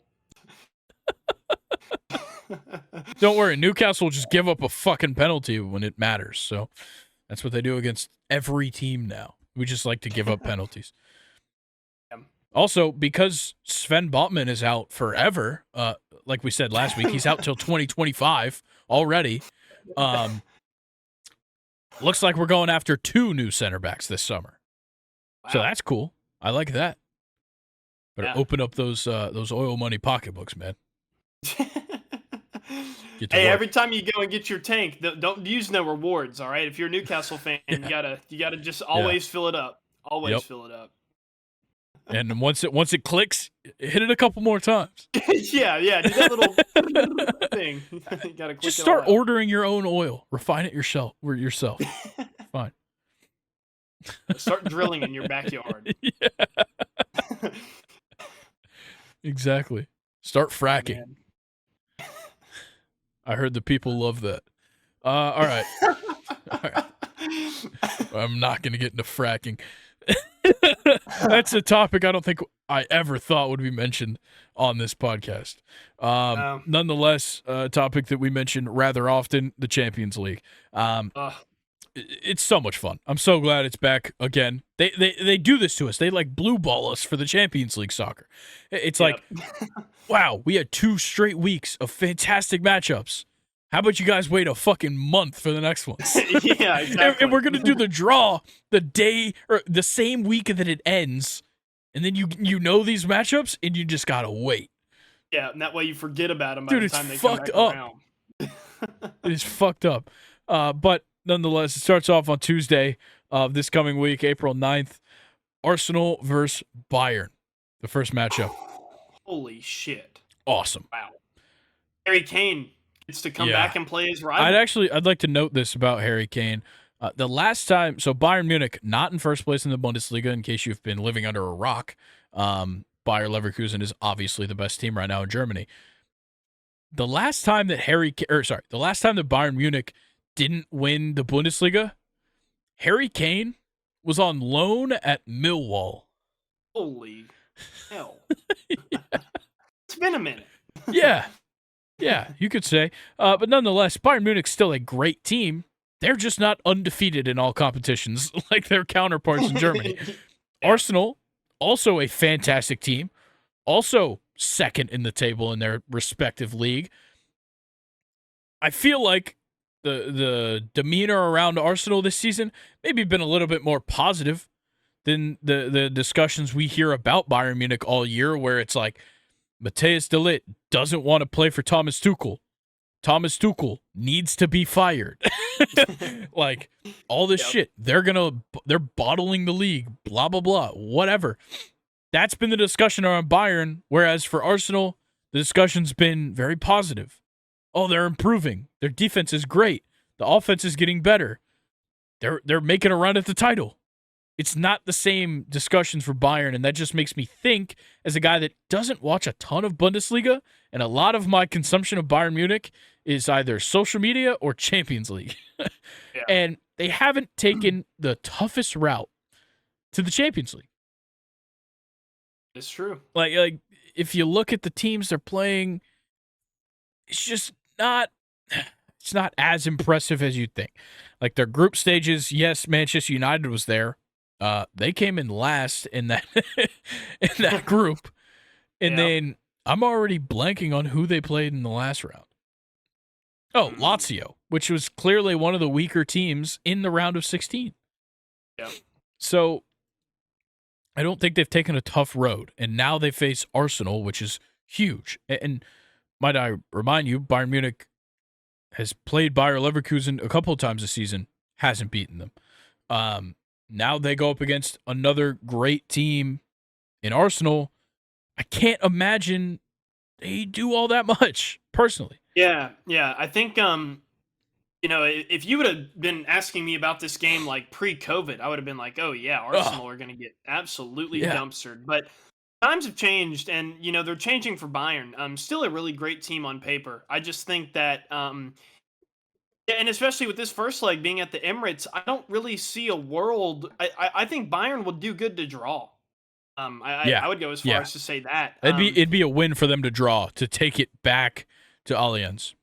Exactly. And I think that's going to be their only chance, but I'm not really too sure if that'll happen. I'm going to take Arsenal 1-0. Yeah, I'm going to take Arsenal 2-1. Okay. I still trust Harry Kane to score because I think he matches up well against this Arsenal defense, but the whole team, like the team as a whole, doesn't match up against Arsenal as well as you'd hope. Yeah. For our other game on Tuesday, Real Madrid versus Man City doesn't get as powerhouse as it is this in the quarterfinals, especially. I told you I wanted this. I know. Told you I wanted this. And you got it, but at what cost? Well, I don't know, man. Chelsea's in 10th. That's the cost. But yeah, this is what I wanted to happen. This is what I wanted to see because I am a huge Manchester City hater. Yes. And I think that honestly, Real Madrid or maybe Arsenal, I guess you could throw in Arsenal in there as well, are probably some of the only two teams in the Champions League that have a really, really good chance of knocking City out. Yeah. And I got the Real Madrid matchup, and I think I think this first game is in Spain. It's in Madrid at the Santiago Bernabeu, and I think Real Madrid's going to have them here again. I think so as well. Real Madrid are just a fantastic team. I do think they lack in some areas, and we saw that in the quarterfinals where they kind of struggled in a couple of their games. Or sorry, in the round of 16, where they kind of struggled in a couple of their games. Obviously, they've been great in La Liga, but they have kind of fluctuated up and down between first and second. Oddly enough, with Girona, who is owned by Citigroup. Real Madrid are actually pulling away now, though. Are they now? Okay. Yeah. Okay, Girona, good. I think, is all the way in third. Oh, wow. At this point. Wow. Yeah. Well, that's a bad look for Citigroup. Maybe Man City can get some revenge here. Yeah. Nonetheless, like I think we sometimes forget about the shortcomings of Real Madrid when they go in to play European competition, where it's like, okay, right now, I'm going to be honest, I don't have a striker. I know that you can't really tack it because it's not the system doesn't permit a striker or doesn't need a striker necessarily if you have Jude Bellingham playing as a false nine, but it helps the goal scoring ability of this team if they had a striker. Yeah, definitely. So, like, yes, Vinny has been scoring a lot because you have Jude Bellingham to make for him. I just, I don't know. And is Jude Bellingham still hurt? I'm sorry, I haven't stayed too up to date on Real Madrid. It doesn't look like it. It doesn't look like it. It looks like, obviously, Courtois and David Alaba are out. They've been out for the season for months now. But looks like the only other guy even injured at all is Daniel Ceballos. So that's not a worry for them. Yeah, it's so tough with these two teams because I know Man City can be fantastic. The problem is their inactives are very important. Yeah. Ederson might miss this one. He's a question mark going into the weekend. Kyle Walker, definitely out. Nathan Ake is questionable as well, but you don't necessarily need him with Vardiol. If Ederson's not 100%, they're not winning the game. Because Real Madrid's going to fire some shots at him. And I don't trust Stefan Ortega. For sure, and I think Real Madrid's defense gets underrated for how flashy their offense is too. You know, Nacho and Rudiger are two center backs you don't really want to go against. And Mendy and Carvajal, you have one guy who's just a massive left back who's wicked fast, and then Carvajal who's seen and played in every game you could think of. Yeah, and he's way more physical than he comes off as. Exactly, and you know it's just I know it's a Premier League game and it's all different in the Champions League, you know, on a Tuesday or Wednesday or whatever. But it's alarming to me that City didn't score against Arsenal. Agreed. You know, looking at this Real Madrid game, and that's why I think Real Madrid have them, especially first leg in Spain. I'm gonna go 2-1 Madrid. Yeah, I'm gonna go 1-1 draw. I don't trust the goal scoring ability of Real Madrid at the moment. Obviously, we just kind of talked about how we don't fully trust Manchester City's, but I think for both these teams, the defenses match up well, but they also have the attacking ability to score a goal. Yeah, that's fair. Well, let's talk about Wednesday's matches. The first one, kind of the bigger name teams, Barcelona and PSG. Very interesting matchup. A matchup I would have loved to have seen in prior years when, I don't know, the heart of this team for PSG was just bought from Barcelona. But, you know, I guess Ousmane Dembele will have to do. Yeah. I don't know what to think of this game, man. This one's going to be tough. I think it's the first one we've covered, you know, this being our third Champions League game of this episode, where I could see it going either way. Yeah. I think injuries-wise, it plays in PSG's favor. With Barcelona still missing Gavi, he's going to be out. Pedri's just now back in training from his thigh injury. Frankie de Jong is just now back in training from an ankle injury. That's not very good. And Alex Balde, who's been emerging as a fantastic left back for them, is out for the season. So Barcelona's in a tough spot when it comes to health, but they still have a fantastic team that has the ability to go out and beat anybody. They can score goals on anybody, and they can score a lot of them too. I think that's something we forget about with the Barcelona is they have a lot of goal-scoring ability. But for PSG, I think it's just a matter of this team's playing very well together now. It seems like they're figuring things out. First couple months, completely different PSG team than what we've seen. Oh yeah, like we were going into the season, we're like, okay, like they could be good. They've got a lot of firepower. They start off horrendous. They couldn't figure it out with the top three or with the front three. Now they've pulled away in, obviously Liga, questionable play out there, but they've pulled away by 12 points in first place, as they always do. But like it's. Oh, sorry. Go ahead. I was just going to say that it's crazy that at this point, we're looking at it in April. Kolo Muani and Gonzalo Ramos are not factors in this PSG team. Not at all. They're not in the lineup. And now what you're seeing from PSG is they're lining up with a lot of guys that I've never even heard of. They're moving in the right direction because now, looking at their recent form, they're back to killing teams.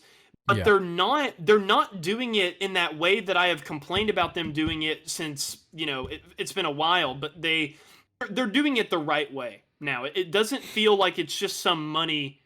Yeah, this is team. back to like Zlatan and Edinson Cavani. Yeah. Exactly. Which I respected that. I don't respect fucking Messi and Neymar and Mbappe. Yeah, that was fucking stupid, honestly. But I can respect when you've got Dembele and Mbappe playing a two-striker system, which is weird.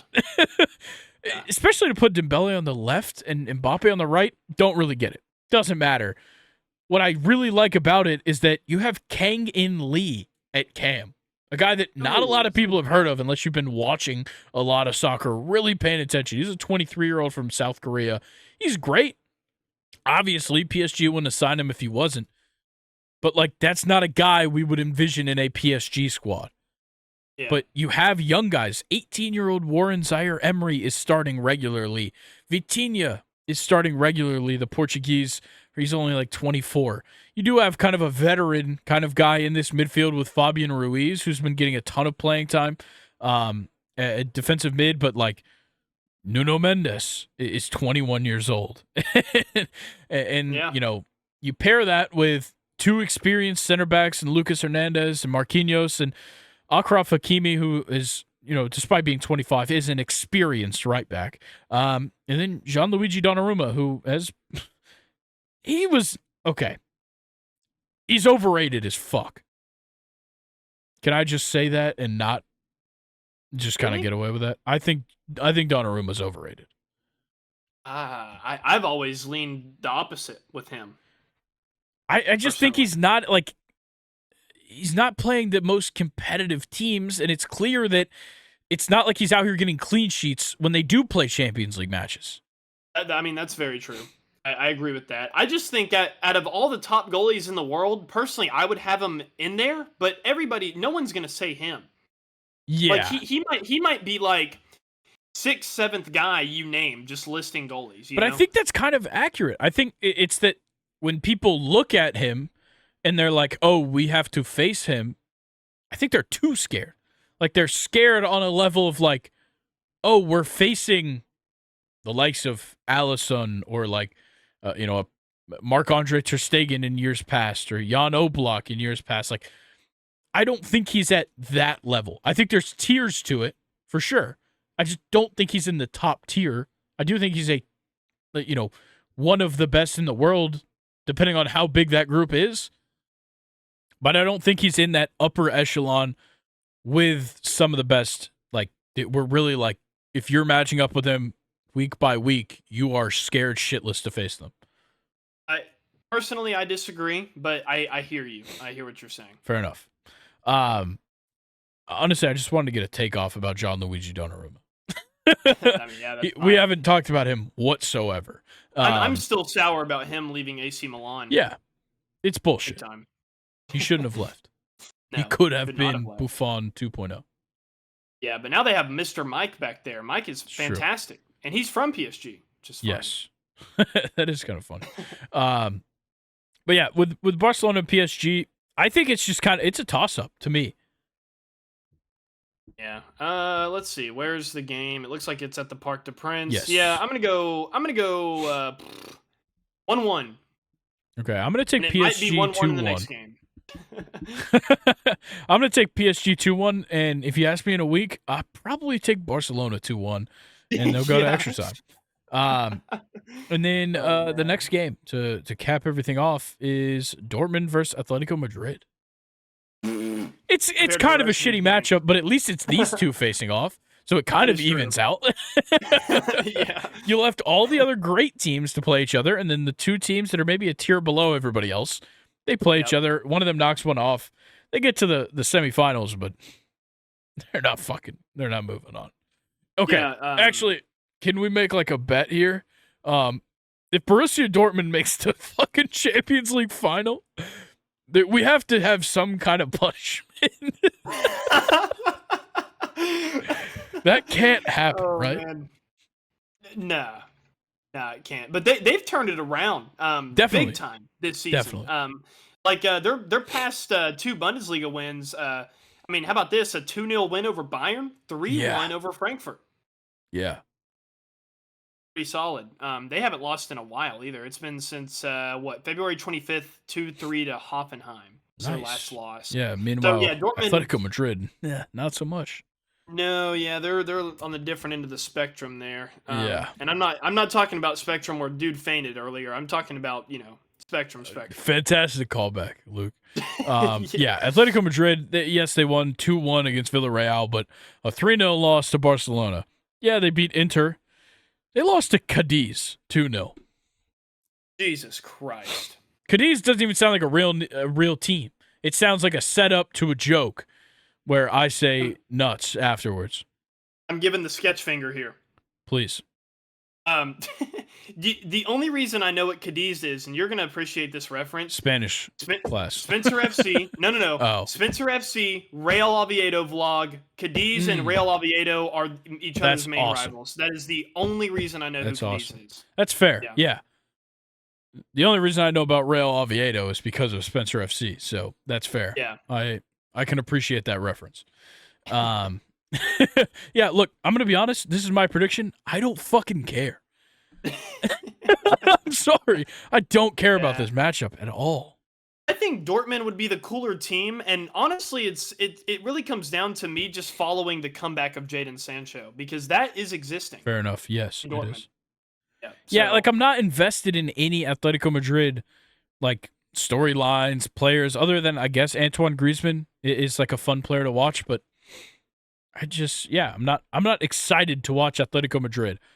I guess there are parts about Borussia Dortmund that make me excited, mainly because for a long time they've just been kind of the place to be as a young player. Like the exports that they have are insane.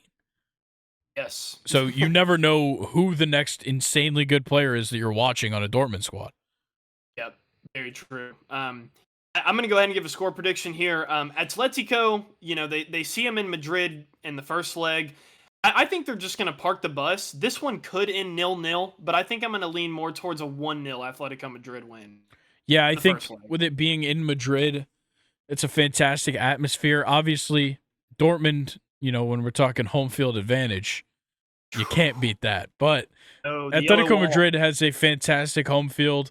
They have great supporters. I think, like you said, they'll park the bus. Diego Simeone knows what he's doing when it comes to playing defense. I trust them to do that. Yeah, dude, him and that buzz. Yeah.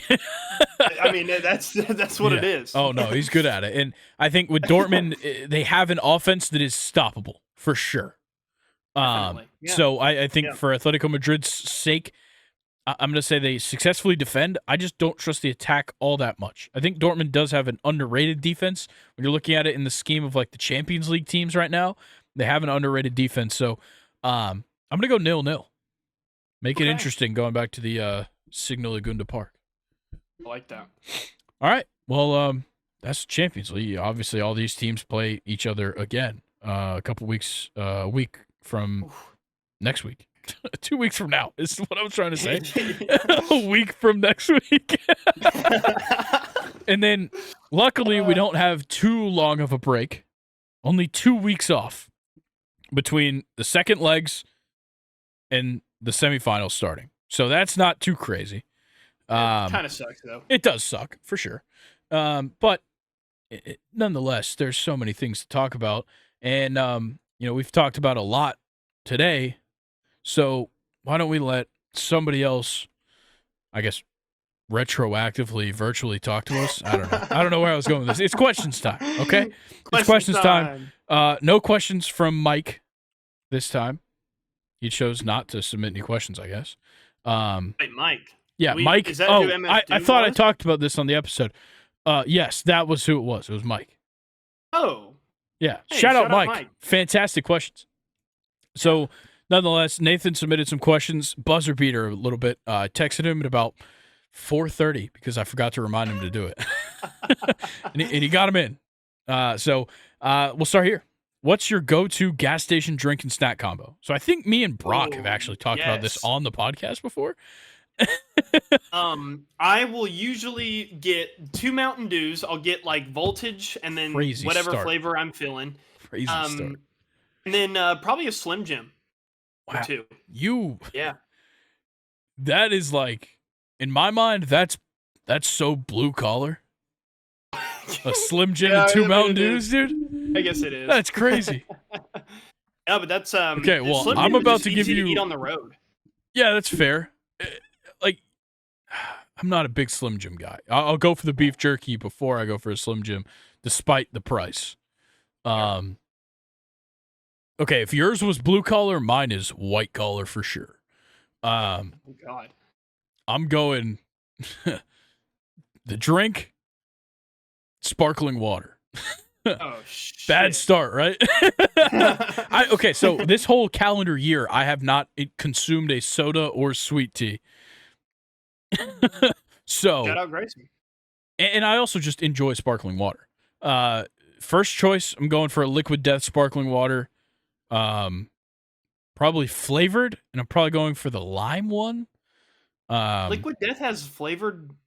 Yeah, they have flavored sparkling water. Yeah, I didn't know that. Yeah, it's actually like top tier. Really? Yeah, top tier flavored sparkling water. I'll have to try that. After that, maybe Polar. It's got some good flavored sparkling waters that you'll find at the gas station. Other than that, like I try to stick to like the regulars. I guess Topo Chico I'll grab here and there. Maybe Le Orange Perrier, but that's where the drinks are. Sparkling water for now. Snacks, it's tough. I never buy one snack. I gotta buy 2. You gotta hit the sweet and the salty. Or if you hit it in both, you get something like way out of that range. Okay. So a lot of times the go-to, it's like a 1-2 combo. Something Reese's.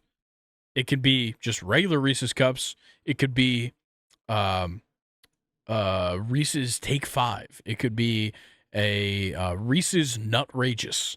There's so many different Reese's Sticks. Whatever it is, I like it because it's chocolate and peanut butter and something else that gives it texture.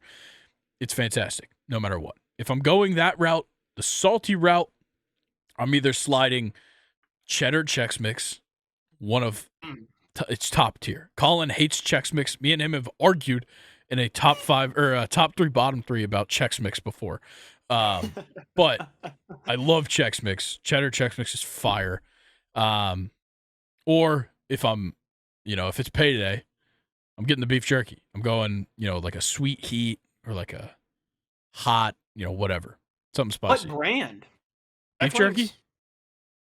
Jack Link's is so easy to go with, but I'm a big Old Trapper fan. Very expensive. No, yeah, I was about to say fantastic beef jerky though. Very good though. I like their peppered. Old Trappered pepper is very, very good. Fire. But yeah, so yeah, I go for like I'll spend some fucking money at a gas station. I like that. Unfortunately. Unfortunately for my bank account, I will spend some money at a gas station. All right, let's get to the next one though, and this is fantastic. These first two questions were just layups for me. What wow. is the best and worst brand of water? Ooh, I already know the worst. I've had some of my friends shit on some Deer Park. Yeah, before. Deer Park is so fucking ass. I don't get it. It's I don't get horrendous. it. It's definitely not my favorite. I can get out. Okay, so I used to be, because of Deer Park spring water, I used to be solely purified water guy. Okay. And so I'm used to water that genuinely has no taste, which I'm so down with. Give me some Deer Park fucking, definitely has you know, taste. BJ's brand water, Walmart, Kroger, whatever the fuck. Give me that purified. It doesn't taste like anything. That's so good. Ice cold, thin ass plastic bottle. Fantastic. Yeah. Lid Deer will never Park- screw back on the right way. Yeah, ever exactly. again. Exactly. Deer Park spring water's bottom of the bucket, Dasani right above them. Okay? Hmm. Now, about a year and a half ago, I decided that every time I got a public sub, I would get a different type of water that they sold. Okay. Different brand of water. So I am tried and true in the water game. The likes of Fiji, Body Armor, Glacier, Essentia, Icelandia, all of them. I've tried all of them. Everything that you can find in a fridge at a Publix, I've tried. How about Core? Yes. Those are good. Yeah, Core Power, or not Core Power. Core Power is the protein shakes. Core water with like the weird cap. Yeah, they're pretty solid. Body Armor water blows everybody out of the water. Well, the proverbial water. It's genuinely the best. Yeah, I like that take. I like Kroger water. I don't have a bad water. I do. I do. It's Deer Park and Dasani. Dasani has salt in it, which makes you want to drink more water. It's marketing. That's why they're owned by Coca-Cola. They know what the fuck they're doing. All right, let's talk about actual sports like we do on this podcast. Are the Texans going to live up to this hype around these new free agent signings and offseason acquisitions? Yeah. I don't know about Super Bowl though. Exactly. I'm in the same boat. Like, we can say they're a Super Bowl contender in the meaning that they could make it. Yeah. But I can't see them winning a Super Bowl. And look, I could be totally wrong. And honestly, I would like to be wrong about this. It would be awesome to see CJ Stroud win one in his second year. It's just not likely. Yeah, I think that's what Big Ben did on a Super Bowl his second year. I think you're right. You know, I think they're going to live up to the hype, but I don't see Super Bowl. However, if you add a running back that ends up being a dog to the mix, I will admit my eyebrows will be raised. That's right. Yeah, totally forgot about that. He's super consistent. Yeah. I shit on him all the time, but he's always going to have 1,000 yards. Yeah, that's true. He's good for it. So that was better than what they had last year. So, who knows? Who knows what that's going to look like? Yeah, there's no telling. I think it depends on what the hype is. By the time we get to the start of the regular season, because like me and you were hyping them up before the season. We have a TikTok out there of us just straight glazing the Texans before the season even started. Yeah. And then you see the shit people were saying about them? It made us look like normal fans by the end of the year. I know. So, like, trust me. Oh, man. I got to see what the hype is looking like going into the season before I start thinking about it, because last year we were way more hyped than anybody else.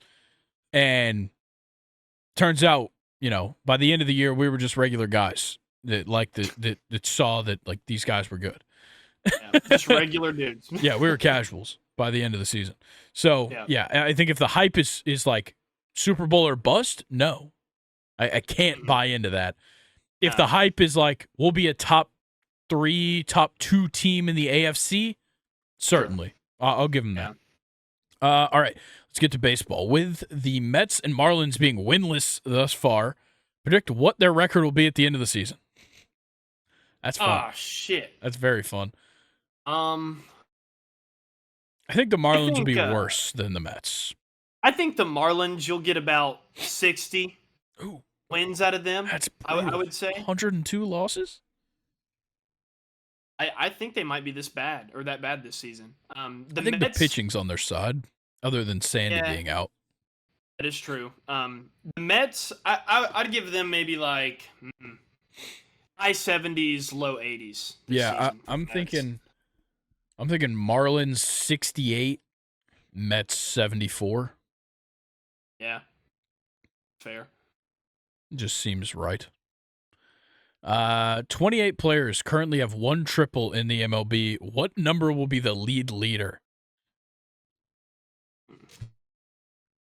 I think I said league leader. I think I said that wrong. Let's see what it was last year. Yeah, that's exactly what I'm typing in right now. It certainly has not been high for a number of years. 2023, the leader in triples. Yep. No, Bobby Witt had 11, tied with Corbin Carroll. Holy fuck, that's actually kind of high. Yeah, that is, and Quetzal Marte in third with 10. Yeah. Okay, the Diamondbacks definitely have a triple favoring field. That is true. Crazy to see TJ Friedel and Will Benson up there, considering they play at the Great American Ballpark, which is tiny. Yeah. Same with Ellie De La Cruz. He only played like 2 games last season? He played 98, but yeah. Did he really play 98 games? Yeah.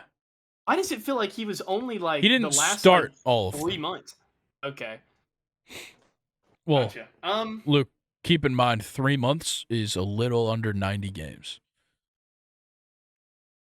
You only get like one off day a week, so you're looking at like 27 games a month. That is true. It's true. I think it'll be 10. 9. Okay, yeah, cool. I have no clue. Like I don't know. What about 2022? The leader in triples was 9, Ahmed Rosario. So like, yeah, I'm going 10, I guess. All right, last question. What pitcher will finish with the most innings pitched this year? This is a tough one because it's not always the guy. Who's just some dog that just lasts in games? Honestly, it's looking like it could be Shane Bieber.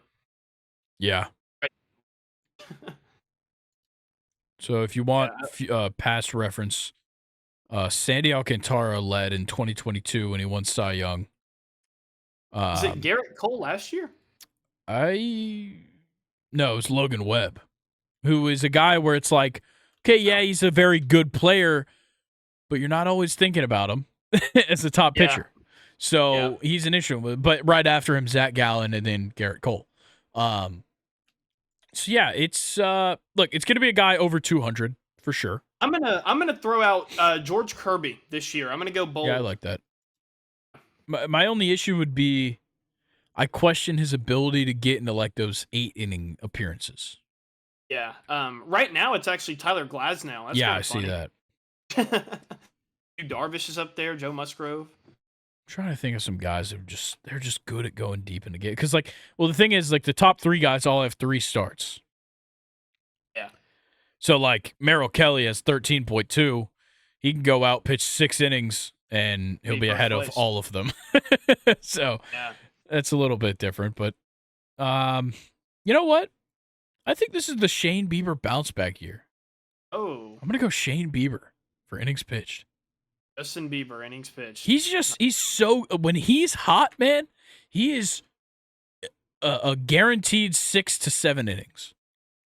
Oh yeah, I like that. So with the start he's had, I'm gonna go with him, giving him my vote of confidence. He's a Canadian, right?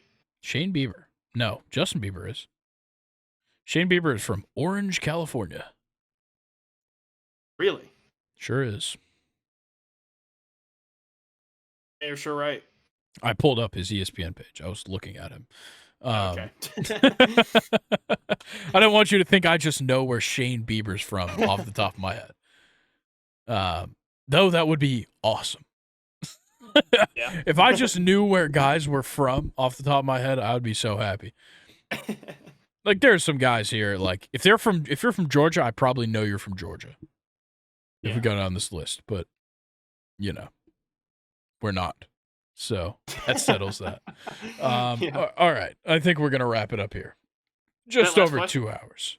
Yeah, that was the last question. I was hoping for a little bit more, but I think Nathan might have rushed himself, which is kind of my fault for not reminding him earlier. Actually, I got a question for you. If you want one more. Please. Because I've been thinking about this.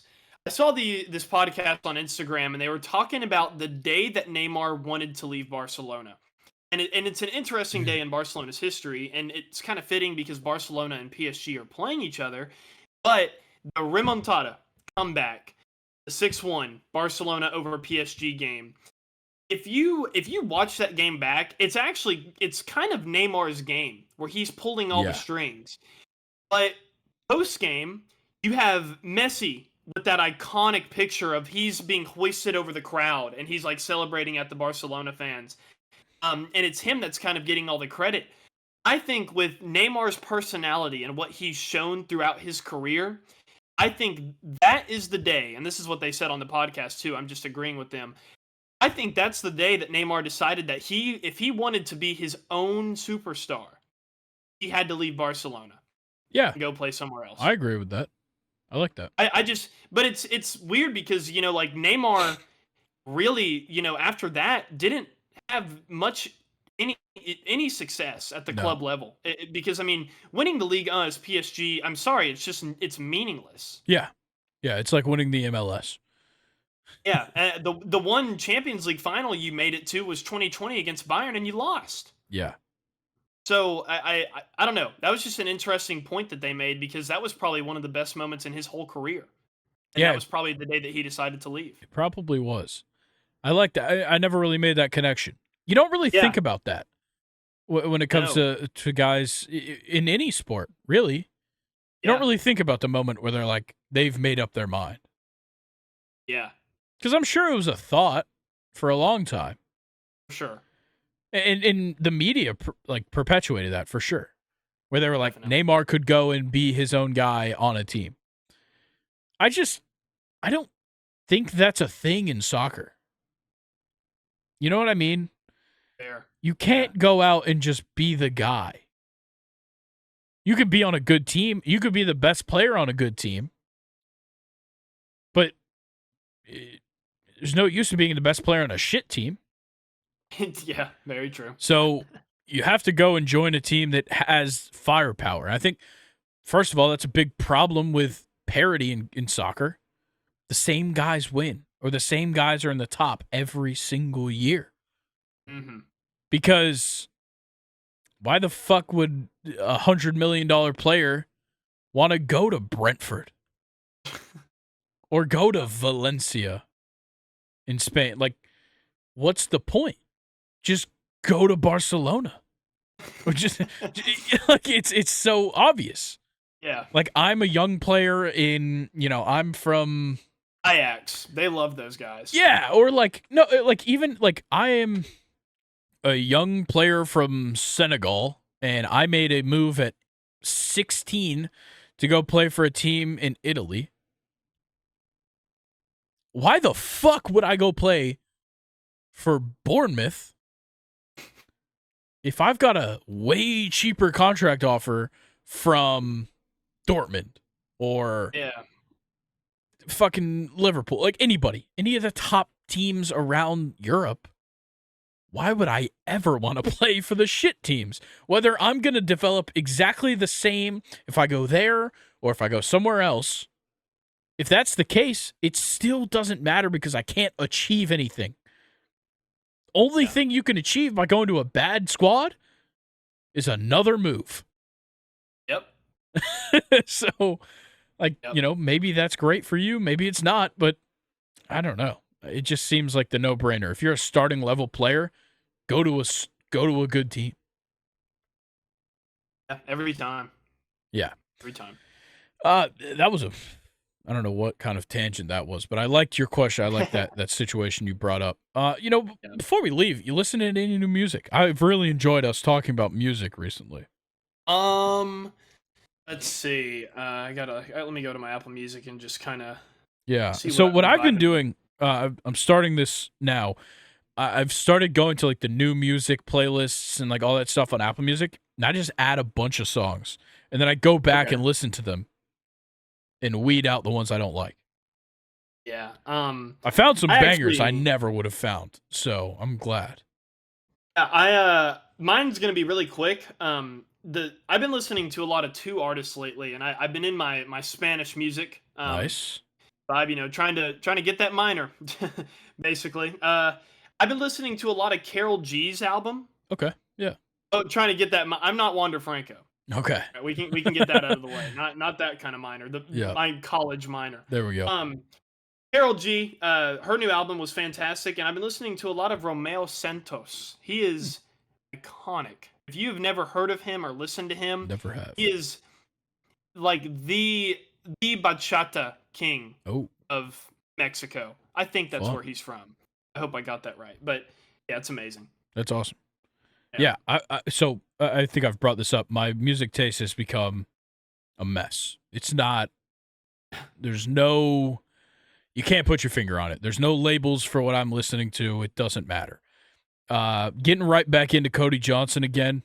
I listened to this. I guess it's kind of an EP. It's only like 8 songs. They released it at the end of last year. I listened to it. It was pretty good. But I'm going to his concert with Colin in June, I think. So I got to freshen myself up on the newer music because I've still been listening to the album from like 2021. Who are you going to see again? Cody Johnson. Oh, gotcha. Very excited. So I'm loving a couple of the songs from that album. But the songs I found just by kind of searching through that I really like, Fatalistic Groove by Walker and Royce and Barney Bones. Never heard of any of them. Fantastic vibe. Chance on You, Cosmos Midnight, kind of like a hyper pop-esque song. Live Today by Chicano Batman. Very interesting. Chicano if you like Batman. Gorillaz, he has a very similar sound to Gorillaz. I thought you were talking about the animal. I couldn't remember the actual band Gorillaz. No. Mr. Weatherman by Felix Ames is the best song I've found throughout this thing. It's genuinely amazing. And it's a song I never would have stumbled upon. It's outstanding. Second Best by G Glum. Another great one. Kind of, I don't know, like alt pop. I don't know. Very weird. Kind of interesting. Make Friends by Hiatus Coyote is outstanding. Kind of Afrobeats-ish. Kind of not. Almost like an Americanized Afrobeats style. Yeah, that's about it. Yeah, I like that. Just been throwing a ton of music on the playlist, and I'm loving it. Nice. Not an Angel by Thames. Thames. You got me into Thames. I'm forever thankful for you of that. She really is just Afrobeat SZA. It's amazing. Yeah. I love both SZA and Thames, and I think they're very similar. Fantastic. Romeo Santos is actually Dominican. I did not want to get that wrong, but I did, and now I'm correcting myself. Yeah, well, everybody already stopped listening, so it's fine. Yeah, that is true. Everybody stopped listening after you called him Mexican. That's what it was. They were like, what the fuck is wrong with this guy? He's clearly Dominican. You motherfucker. All right. I think that's going to do it for us, guys. This was, we ended up turning this into a long episode, so I figured we might as well commit by talking about music. Yeah, that's going to do it, guys. We're getting real close to the draft special. Rumor on the streets is that we're going to live stream it in person. Yeah, we'll see. I got to test out everything before we get to that point. But yes, the draft is super close, which means Luke's birthday is super close. On top of that, quite a few things going on. Obviously, the MLB's heating up. Premier League's coming to an end. Champions League coming to an end, kind of. So, yeah, there's so many things to talk about, so many things to follow along with, and what better way to follow along than follow us? Follow us on all of our social media accounts. If you're on the podcast platforms, you know what to do safely. If you're driving, stop. Rate 5 stars, follow us there. And if you're on the YouTube, of course, like, subscribe, comment, turn on post notifications, watch all the other podcasts, show it to your dog, show it to your mom, show it to your aunt. Show it to ants on the side of the road. I don't fucking care. Show it to them. They need to be enlightened. That's what we do here, people. We enlighten. Yeah. That's our jobs here. So, look, guys, we're going to let you go. You've been with us long enough, and we've been with you plenty. So, yeah, we'll catch you guys next week. Enjoy the weekend. Peace. Peace.